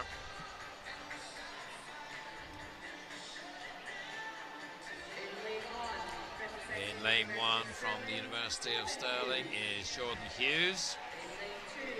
In lane 2 from Vlaams, Thomas Thijs. In 3, also from Vlaams, Alexander Marcour. In lane 4, representing Perth City, Stephen Milne. In lane 5 from the University of Stirling, Scott McClay, former teammate, of course, of Stevens at Perth. 6 from Edinburgh University, David Cumberledge. He's got a big weekend next weekend, trying to get into the English team.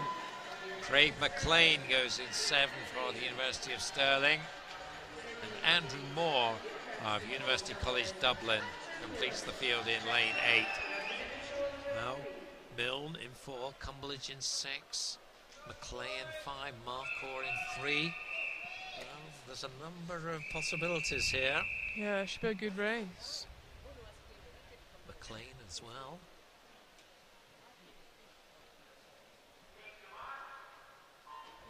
So start's so important. Let's see who emerges out of the water. Well, maybe it's lane 6, David Cumberledge, the tall, rangy athlete from Edinburgh University, certainly first to the wall.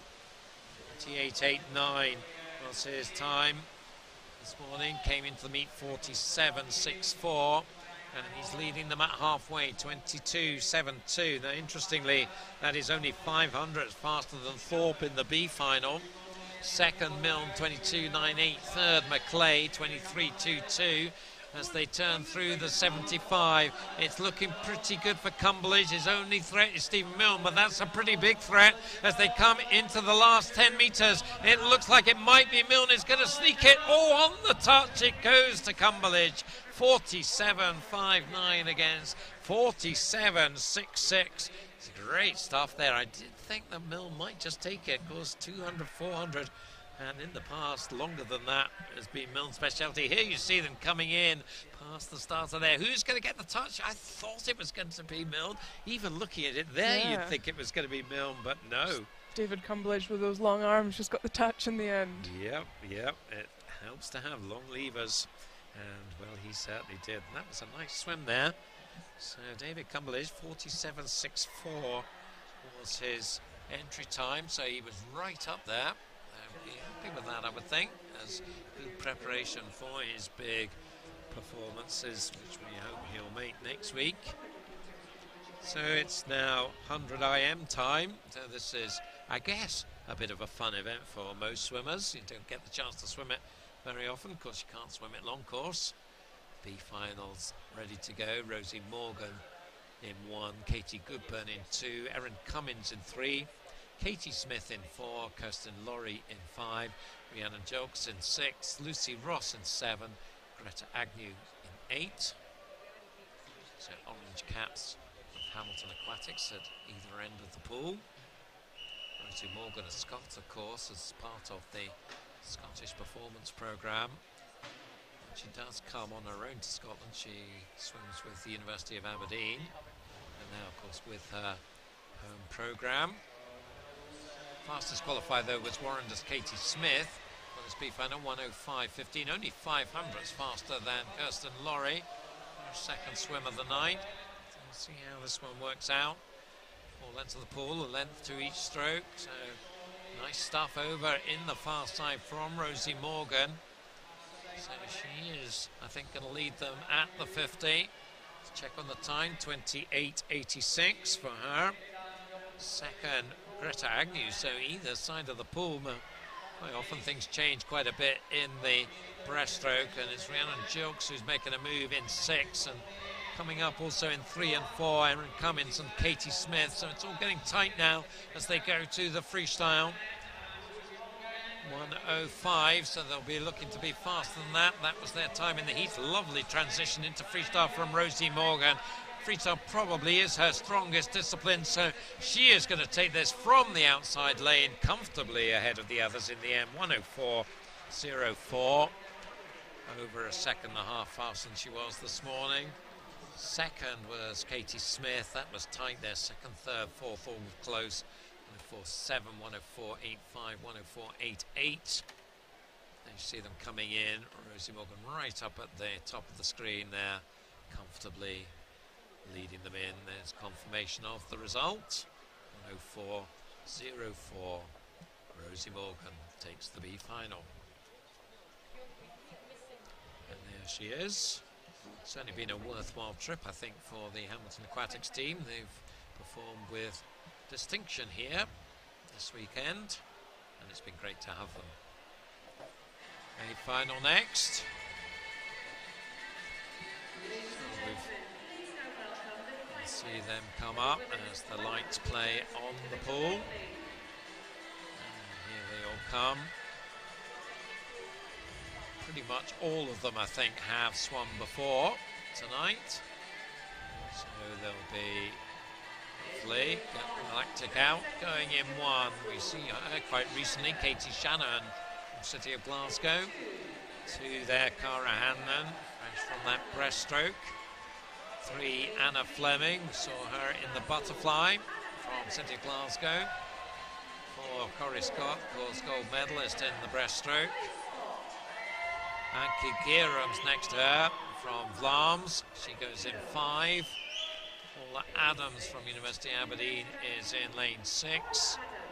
Katie Robertson, who smashed that junior record in the breaststroke, goes in lane 7 for South Ayrshire.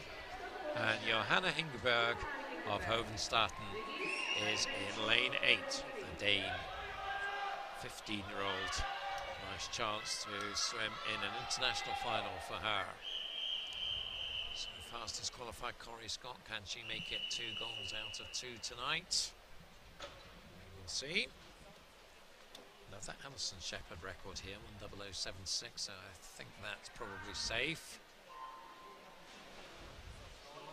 Junior record, might be worth keeping an eye on that though. 103 dead, Emily Jones has that. So again, just 1 length of each stroke and a good start from Anna Fleming, very much a sprint fly specialist, so no surprise to see her out well. Nice transition from her into backstroke as well. Really the transition's vitally important in 100 IM. Through halfway, 29.05, it's still Fleming. I think maybe that might be under threat in the breaststroke. Going well is Johanna Hingberg in lane 8, but it is now Corrie Scott, as you would expect, coming storming through, and she now has the clear lead. What a breaststroke that was. Now let's see what her freestyle's up to bring this one in. I think it's quite good enough to see off the competition. Lane 3 going well still, Anna Fleming, and lane 7, Katie Robertson. We'll keep an eye on her time, but 101.34 the winning time for Corrie Scott. Not that far from the Scottish record, just 6:10, so that was a pretty handy swim from Corrie. Of course, very much the breaststroke was the core of it. Anna Fleming taking second, 102.77, and Katie Robertson there is a new Scottish junior record for Katie Robertson. 102.79 takes the record by just over 2/10, a second junior record of the night for Katie. So excellent stuff from her again. She'll be happy with that. This time it's not her sister's record. Emily Jones, an ex-training partner of yours. Yeah, ex-flatmate as well. Oh, right, okay. Well, you'll be able to tell her next time you see her. I will do. I expect she'll have picked it up. So we're going to presentations and then it's relay time.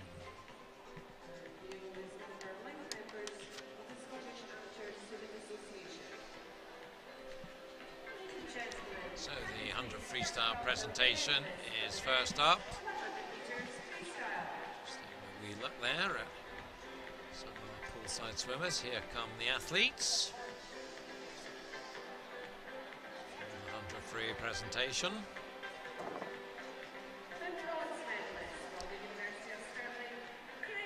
Neil Valentine, a former president of the Scottish Amateur Swimming Association, making these presentations. Craig McLean, University of Stirling, gets the bronze. I think that is Craig. Not sure who that is, but Often you get a deputy to do, particularly if you've got a swim coming up, and Craig will have the relay.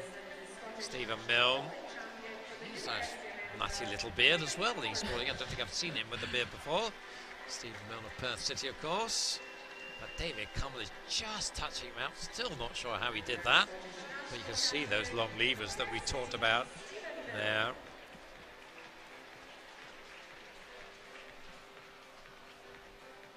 So Stephen Milne is the Scottish champion. David Cumble is, despite his Edinburgh University appearance, is English. And Fraser Agnew from the University of Aberdeen is the junior champion.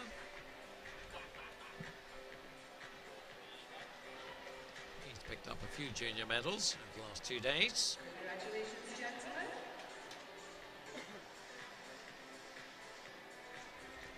So they're the off, some of them ready for relays. There's a crowd just waiting for the next exciting action as we see the 100 IMers coming up for the podium. Katie Robertson takes the bronze medal, South Ayrshire. Silver medalist, City of Glasgow's Anna Fleming. 2.77 for her, just 200ths faster than Katie Robertson. When you sprint, you are dealing with hundredths a lot of the time. But a good win for Corrie. She was about 1.4 faster than anybody else. 101.34 for her. And that junior record, of course, for Katie Robertson. So she picks up the junior medal. New junior record, 102.79. 21 hundredths knocked off the old record. Well done, Katie. Second junior record of the night.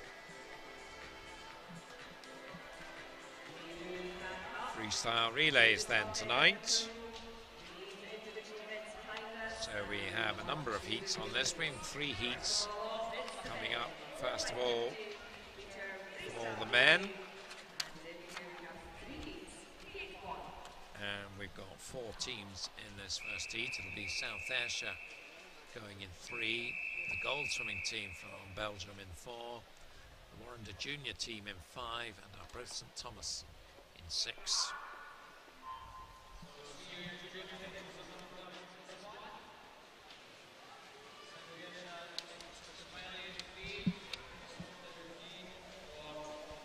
So not too much in it as they go through the first turn. 50 metres each. It's Oscar Smiley, Dries on Genzi, Sonny Kennedy and Maxwell Cattermole on the first legs, and then handing over to Fraser Collier, Matisse Calvert, Liam McLaughlin and Jack Green, and it looks like it's Liam and Jack from Warrender and St Thomas setting the pace here. Nothing really to choose between them, not much between the other 2 either, but they're around 1.5 metres back. Warrender just with the touch, 48.92, the halfway split as we go to the third swimmers. Jamie McDonald for Warrender, Robert Allen for St Thomas. For gold it's Dario Buissons and David Rowan for South Ayrshire. And Warrender now pulling well clear, just maybe with the strength and depth of the larger club showing here. And Jamie McDonald, Youth Development Squad member, putting in a good third leg. Hands over to Ian Rose. Ben Morrison goes in for St Thomas. Tim Camerlink for gold and Lewis Hammond for South Ayrshire.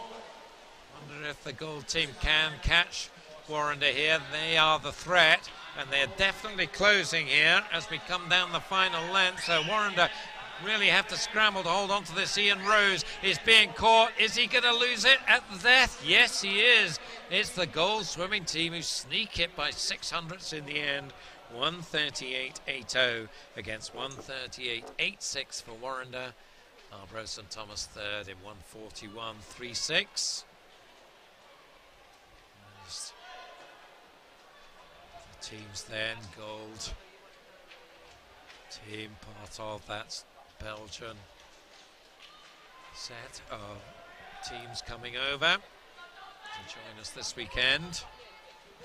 nice setting the standard there, 138.80. 2 more heats to come. So in this second heat, we've got West Lothian in 1, Dumfries in 2, Hovedstatens in 3, Aberdeen Dolphins B team in 4, Warrender A team in 5, Glasgow University in 6, University of Aberdeen junior team in 7, and the South Lanarkshire junior team in lane 8. 38.80, the time they got a beat. Nice start in lane 6 from Chris Muir for Glasgow University. Just ahead of Warrender's Aude Hasuna and Finlay Deans for Aberdeen Dolphin. So they are the 3, but it is definitely lane 6 with the edge. Glasgow University's James Lauder now taking it on. Split 23.52. Next to them, Warrender with Chris Kerr, the breaststroker, doing the freestyle here for the team.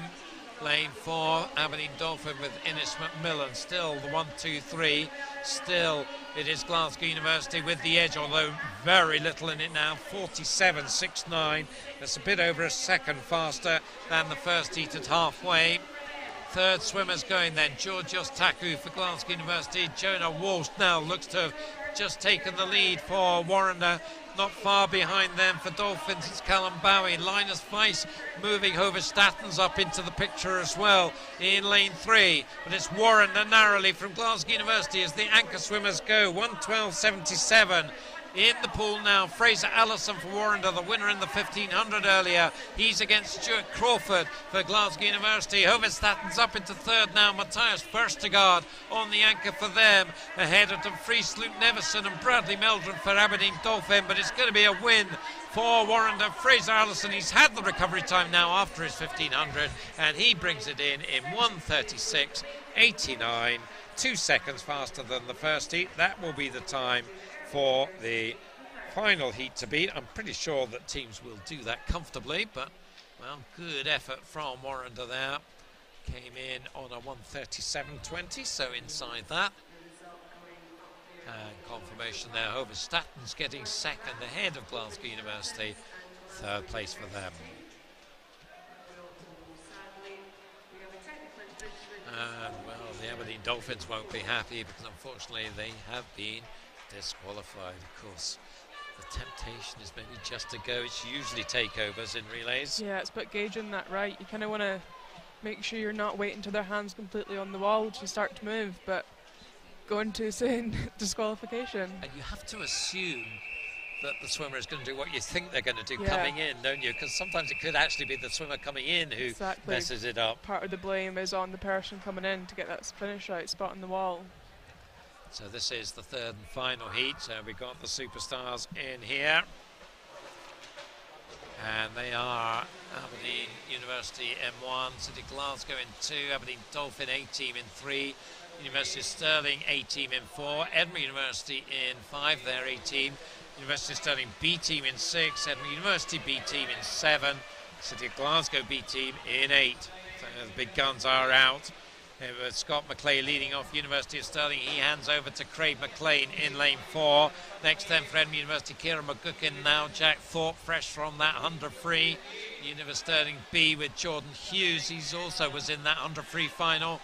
Was very close, the 100 free final and this 50 free relay, but it's University of Stirling with the upper hand, 44.12 at the halfway point.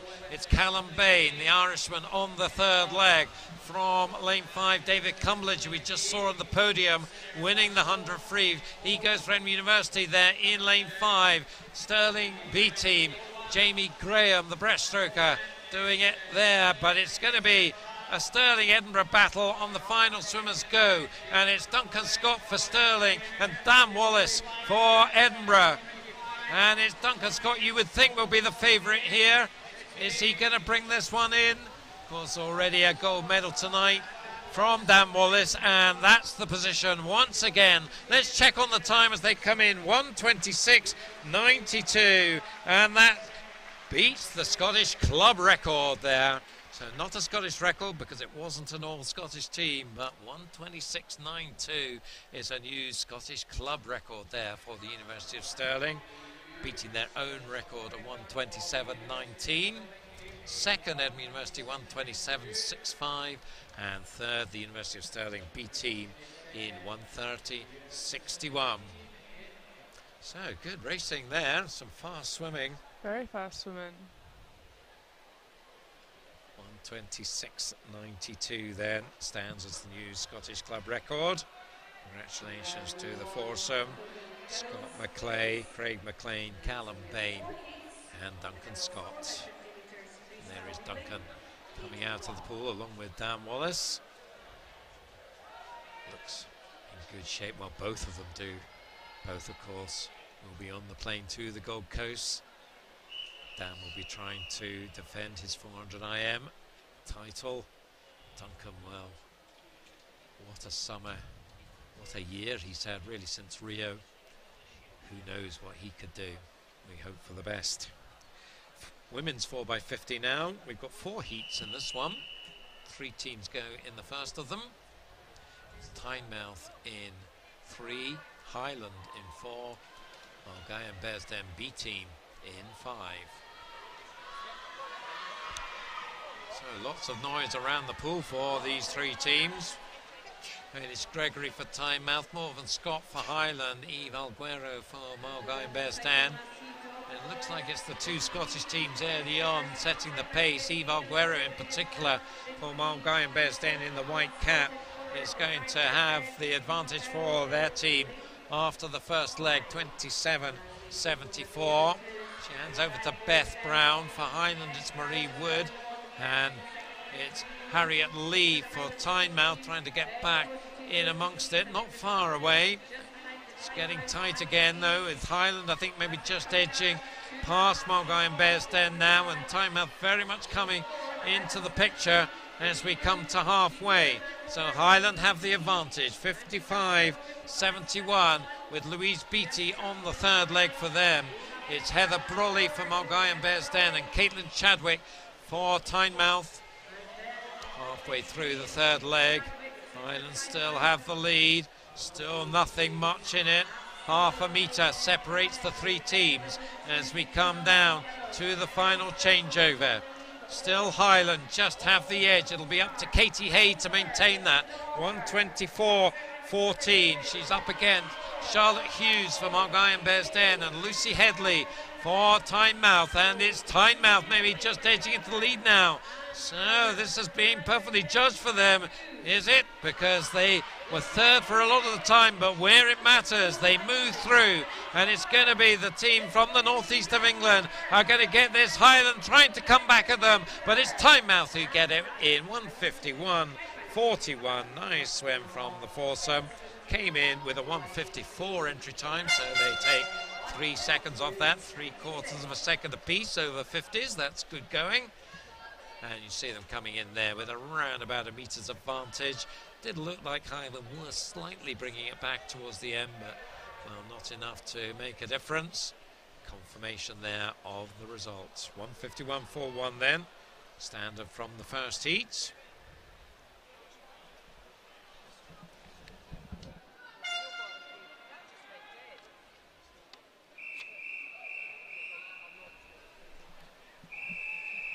So we go on to heat 2. We've got a full pool for this one. Stretched across the pool. Warrender Juniors in 1. Arbroath St Thomas in 2, another junior team. Aberdeen Dolphin in 3. Natari from West London in 4. Swim West Lothian in 5, another junior team. Stirling Swim in 6. South Lanarkshire in 7, junior team as well. And Dumfries in 8.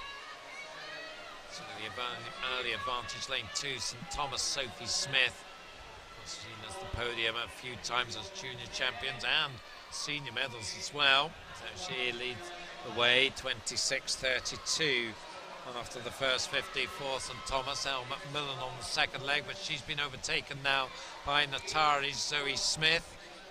She has the lead in lane 1, Warrender's Sarah Anderson. So they are the leading 3. Lane 4, lane 2, lane 1 with Natari setting the pace, 53.11. That's 2.5 seconds faster than the first heat at the halfway point. on the third leg, Adelaida Gradillas. Warrender now up into second. Natalie Jones, the 13-year-old, on the third leg for them. Hannah Cool for St Thomas, and the others coming up, particularly lane 8. That's Dumfries with Rachel Bezic.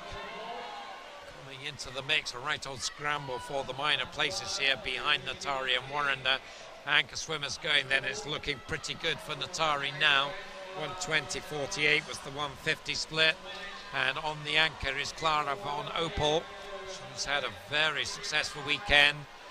Trying to bring her down, Rasheen Ramsey, but she's got way too much work to do to have any chance. So it's Natari, a comfortable win for them from lane 4, 146.96. Another who are well inside their submitted entry time, 151.50. So that's time over a second for each of the 4 swimmers. So excellent start from the Londoners. And you see they're coming in. There. Spotting finishes, important as well. Very important, because I said before, especially for that takeover leg, to spot that finish and make sure that the person in the block knows exactly when you're going to be hitting that wall. Certainly seem to be no mishaps there, so we move on to heat number 3. 4 heats, as I said, so another one to come after this one.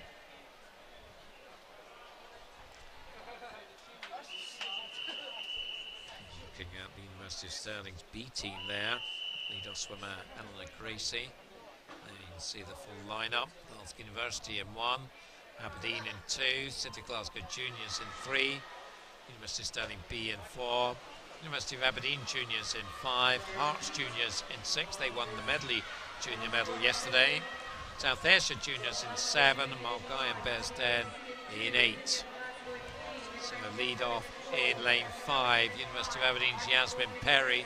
Saw a nice freestyle from her earlier, and she is going to be the leader here, coming through 26.56. Not as fast actually as the previous heat. Beside them now University of Stirling, so it's Anya Slesser for University of Aberdeen, Emily Grant, University of Stirling, side by side. Third place is pretty tight. Lane 3, City of Glasgow with Serena Iguaram, and Hearts with Ellie Riley. I think, well, it looks like City of Glasgow in third spot as the leaders go through. 53.56, still behind the previous heat by around 4/10 as the third swimmers go. For the University of Stirling, it's Megan Briggs for University of Aberdeen now in the lead. It's Gaia Alcaraz. Third place, City of Glasgow's Lauren Wetherill. They are just about up with Stirling now, but it's University of Aberdeen have the advantage by nearly a body length with 50 to go. 120.32, now slightly faster than the previous heat. On the anchor is Alicia Bain for University of Aberdeen. For University of Stirling, E. Thompson. For City of Glasgow, it is Katie Shanahan. And in lane 6, Hearts, Kiana McInnes. But it's looking like it's going to be University of Aberdeen. The junior team here are going to bring this one in 147.06. A nice swim from them. Only just outside the Scottish junior record there. They're very close. 146.84 that stands at. So a very nice swim from the Aberdeen quartet.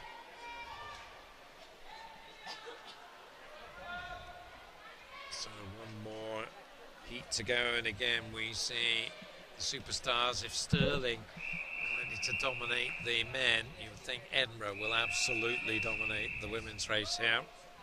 Yeah, I think 3 of these girls on the podium for the 1500 yesterday, so we've got top swimmers in Scotland in this team. So the field, Warrender with Katie Smith, University of Aberdeen with Kirsty Simpson, City of Glasgow with Anna Fleming, Lucy Hope leading off Edinburgh University A, Lita McCartney for Edinburgh University B, Kathleen Dawson for University of Stirling, Luna Donde Feinberg for Hovind Statens, and Hamilton Aquatics with Rosie Morgan. So surprised to see Lucy Hope, 50 freestyle gold medalist, takes them through in 25.10. Second was University of Aberdeen, nice swim from Kirsty Simpson for her. In the second leg now, Katie Stark for Edinburgh University, It's Shannon Patterson for University of Aberdeen. She's been overtaken now by 3 teams. City Glasgow with Gulsimono, Tane Bruce for Edinburgh University B, and Erin Cummins for University of Stirling. Into the third swimmer then, 50-31, the halfway split as Rachel Masson on the third leg. You can see their lead now, and this is just really about how fast can they go. The Scottish record is an Edinburgh University record, 1:41.94. There's a non-Scot in this team, so we're looking at the club record. 1:40.78 is the target they'll be trying to beat. 1:15.34 with 50 to go. Let's see if they can do it. Catherine Greensleg on the anchor leg after that battle in the 200 backstroke that she had with Lizzie Simmons, who's sitting this out in Evie Edwards. Going for the B team. It looks like an Edinburgh University 1-2. It's anyone's race for the bronze. But this is Edinburgh University. Check on the time as Catherine Greenslade brings them in 1:40.39. And that is a new Scottish club record. They beat their previous record by 0.4 of a second. So excellent stuff once again from the University of Edinburgh team. And they can be happy with that. Lucy Hope, Katie Stark, Rachel Masson, Catherine Greenslade. There's confirmation, 1:40.39. Edinburgh University B, make it a 1-2, 1:43.08. And City of Glasgow, the bronze medalist, 1:44.47. So, great stuff there. We'll have presentations and then we have a bit of fun with an invitational freestyle relay, mixed freestyle relays. We saw a Scottish record in that, so they all get ready. Nice smiles from Lucy Hope there. Throw away the race cap, leave the second cap. So off they go.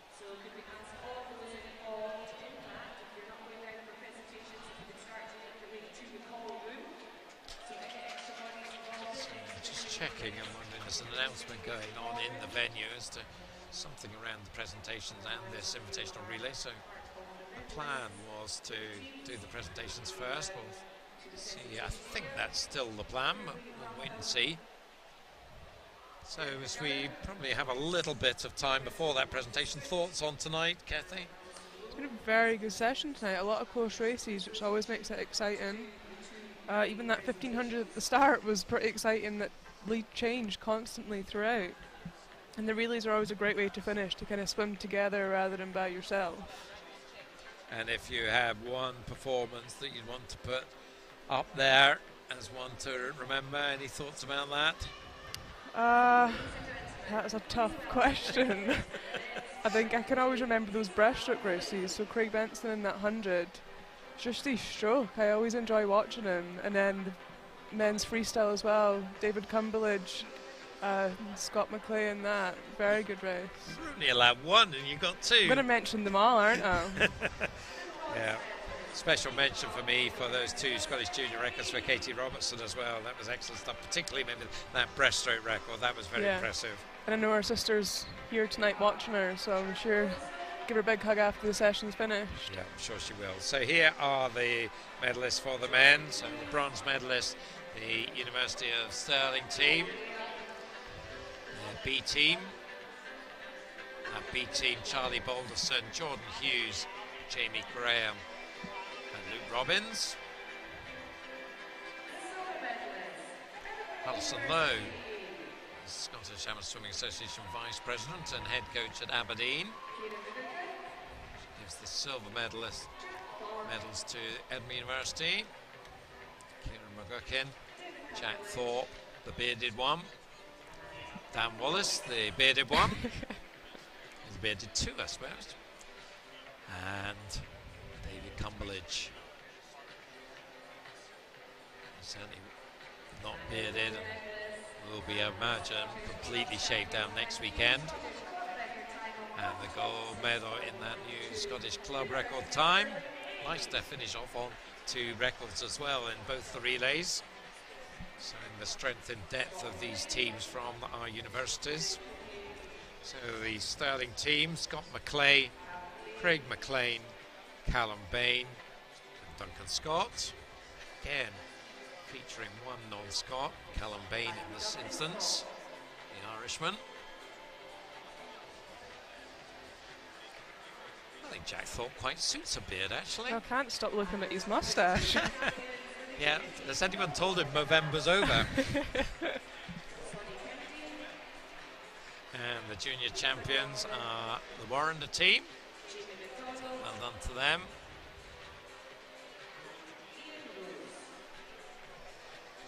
Sonny Kennedy, Leah McLaughlin, Jamie McDonald and Ian Rose. The junior champions. Well done to them.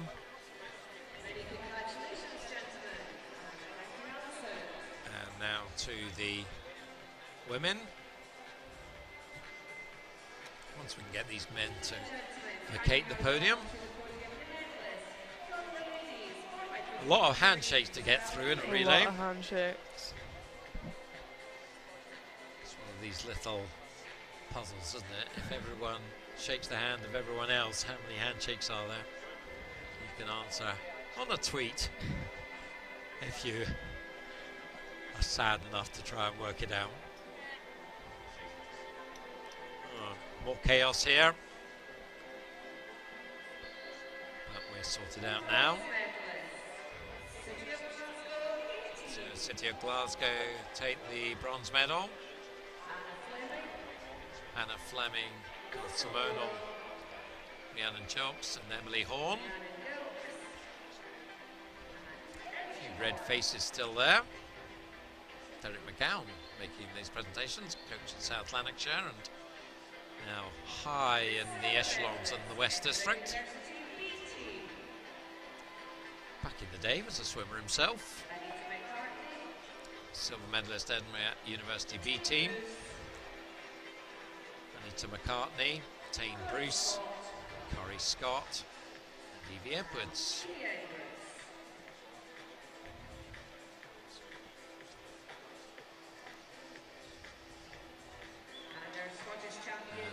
Medalist in that new club record, the University A team.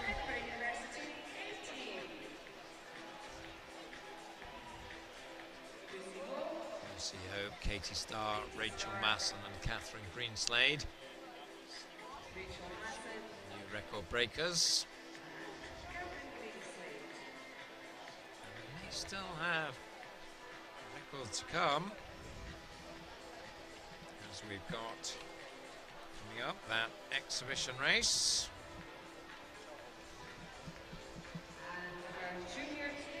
But before that, we've got the junior award to give out, and this goes to the University of Aberdeen's junior team. Yasmin Perry, Anya Slesser, Maya Alcaraz and Alicia Bain, the junior champions.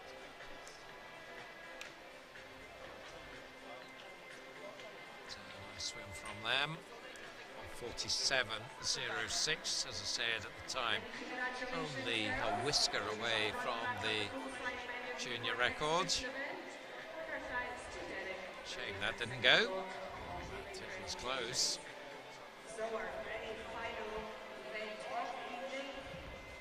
So our final race of the night will be this exhibition relay. So 8 made up teams. Really to give a good blast at the records.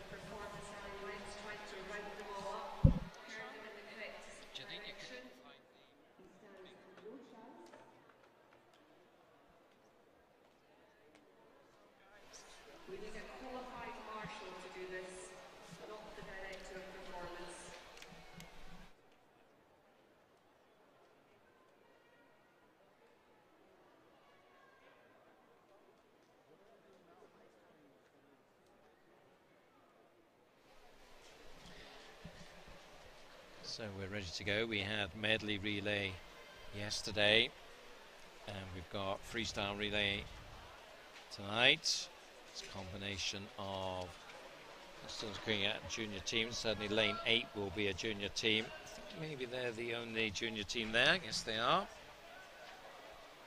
The others all have one or more seniors in them. Just looking at the records, the senior record 4x50 freestyle 1:35.36, and the junior record 1:38.82.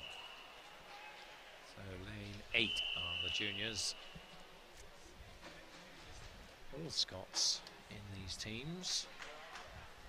Try and keep track of what's going on as we go. So away we go. Leading off, Kiana McInnes, Tane Bruce, Craig McLean, Katie Starr, Lucy Hope, Dan Wallace, Callum Tate, Georgina Dennis. Obviously you'd expect the men to be going off fast, so that's Craig McLean in 3 and Dan Wallace in 6, and that's what's happening. Particularly Craig McLean there in lane 3 is off to a very fast start. They do all have to have 2 men and 2 women, but some going men first, some women first.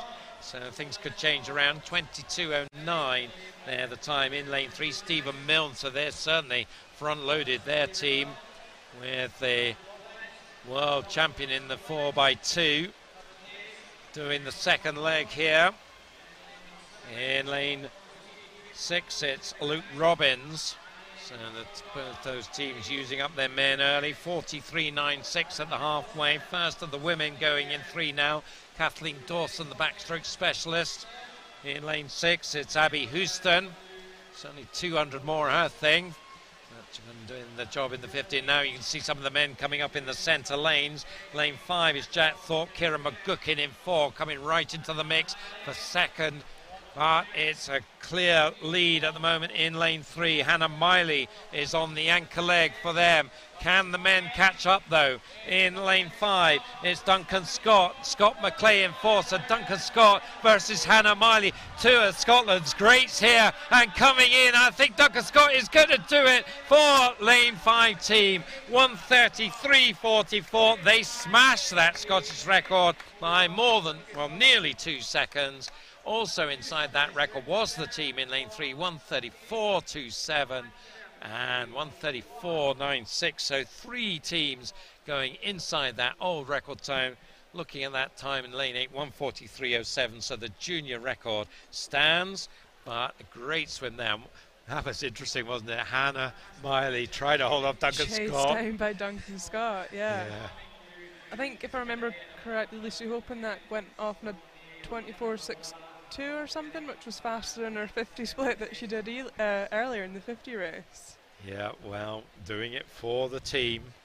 They got a bit of help by Dan Wallace in the lane next to her, riding his slipstream. Yeah, so the victorious team then, Lucy Hope, Rachel Masson, Jack Thorpe and Duncan Scott taking down that mixed freestyle 4x50 record. So excellent stuff there. Just a perfect way to finish off what has been a very exciting evening. Yeah, mixed relays are very exciting because you have got guys going up against girls, and not many events will show you Hannah Miley racing Duncan Scott, so it's a treat for everyone. Absolutely. So that's it for day 2. We'll be back again tomorrow evening, same time, same place. We hope that you'll be able to join us here at the Royal Commonwealth Pool, but from QTV Sports, from myself, Duncan McKinnell, from my partner in crime, Kathy Johnson, we wish you a very good evening.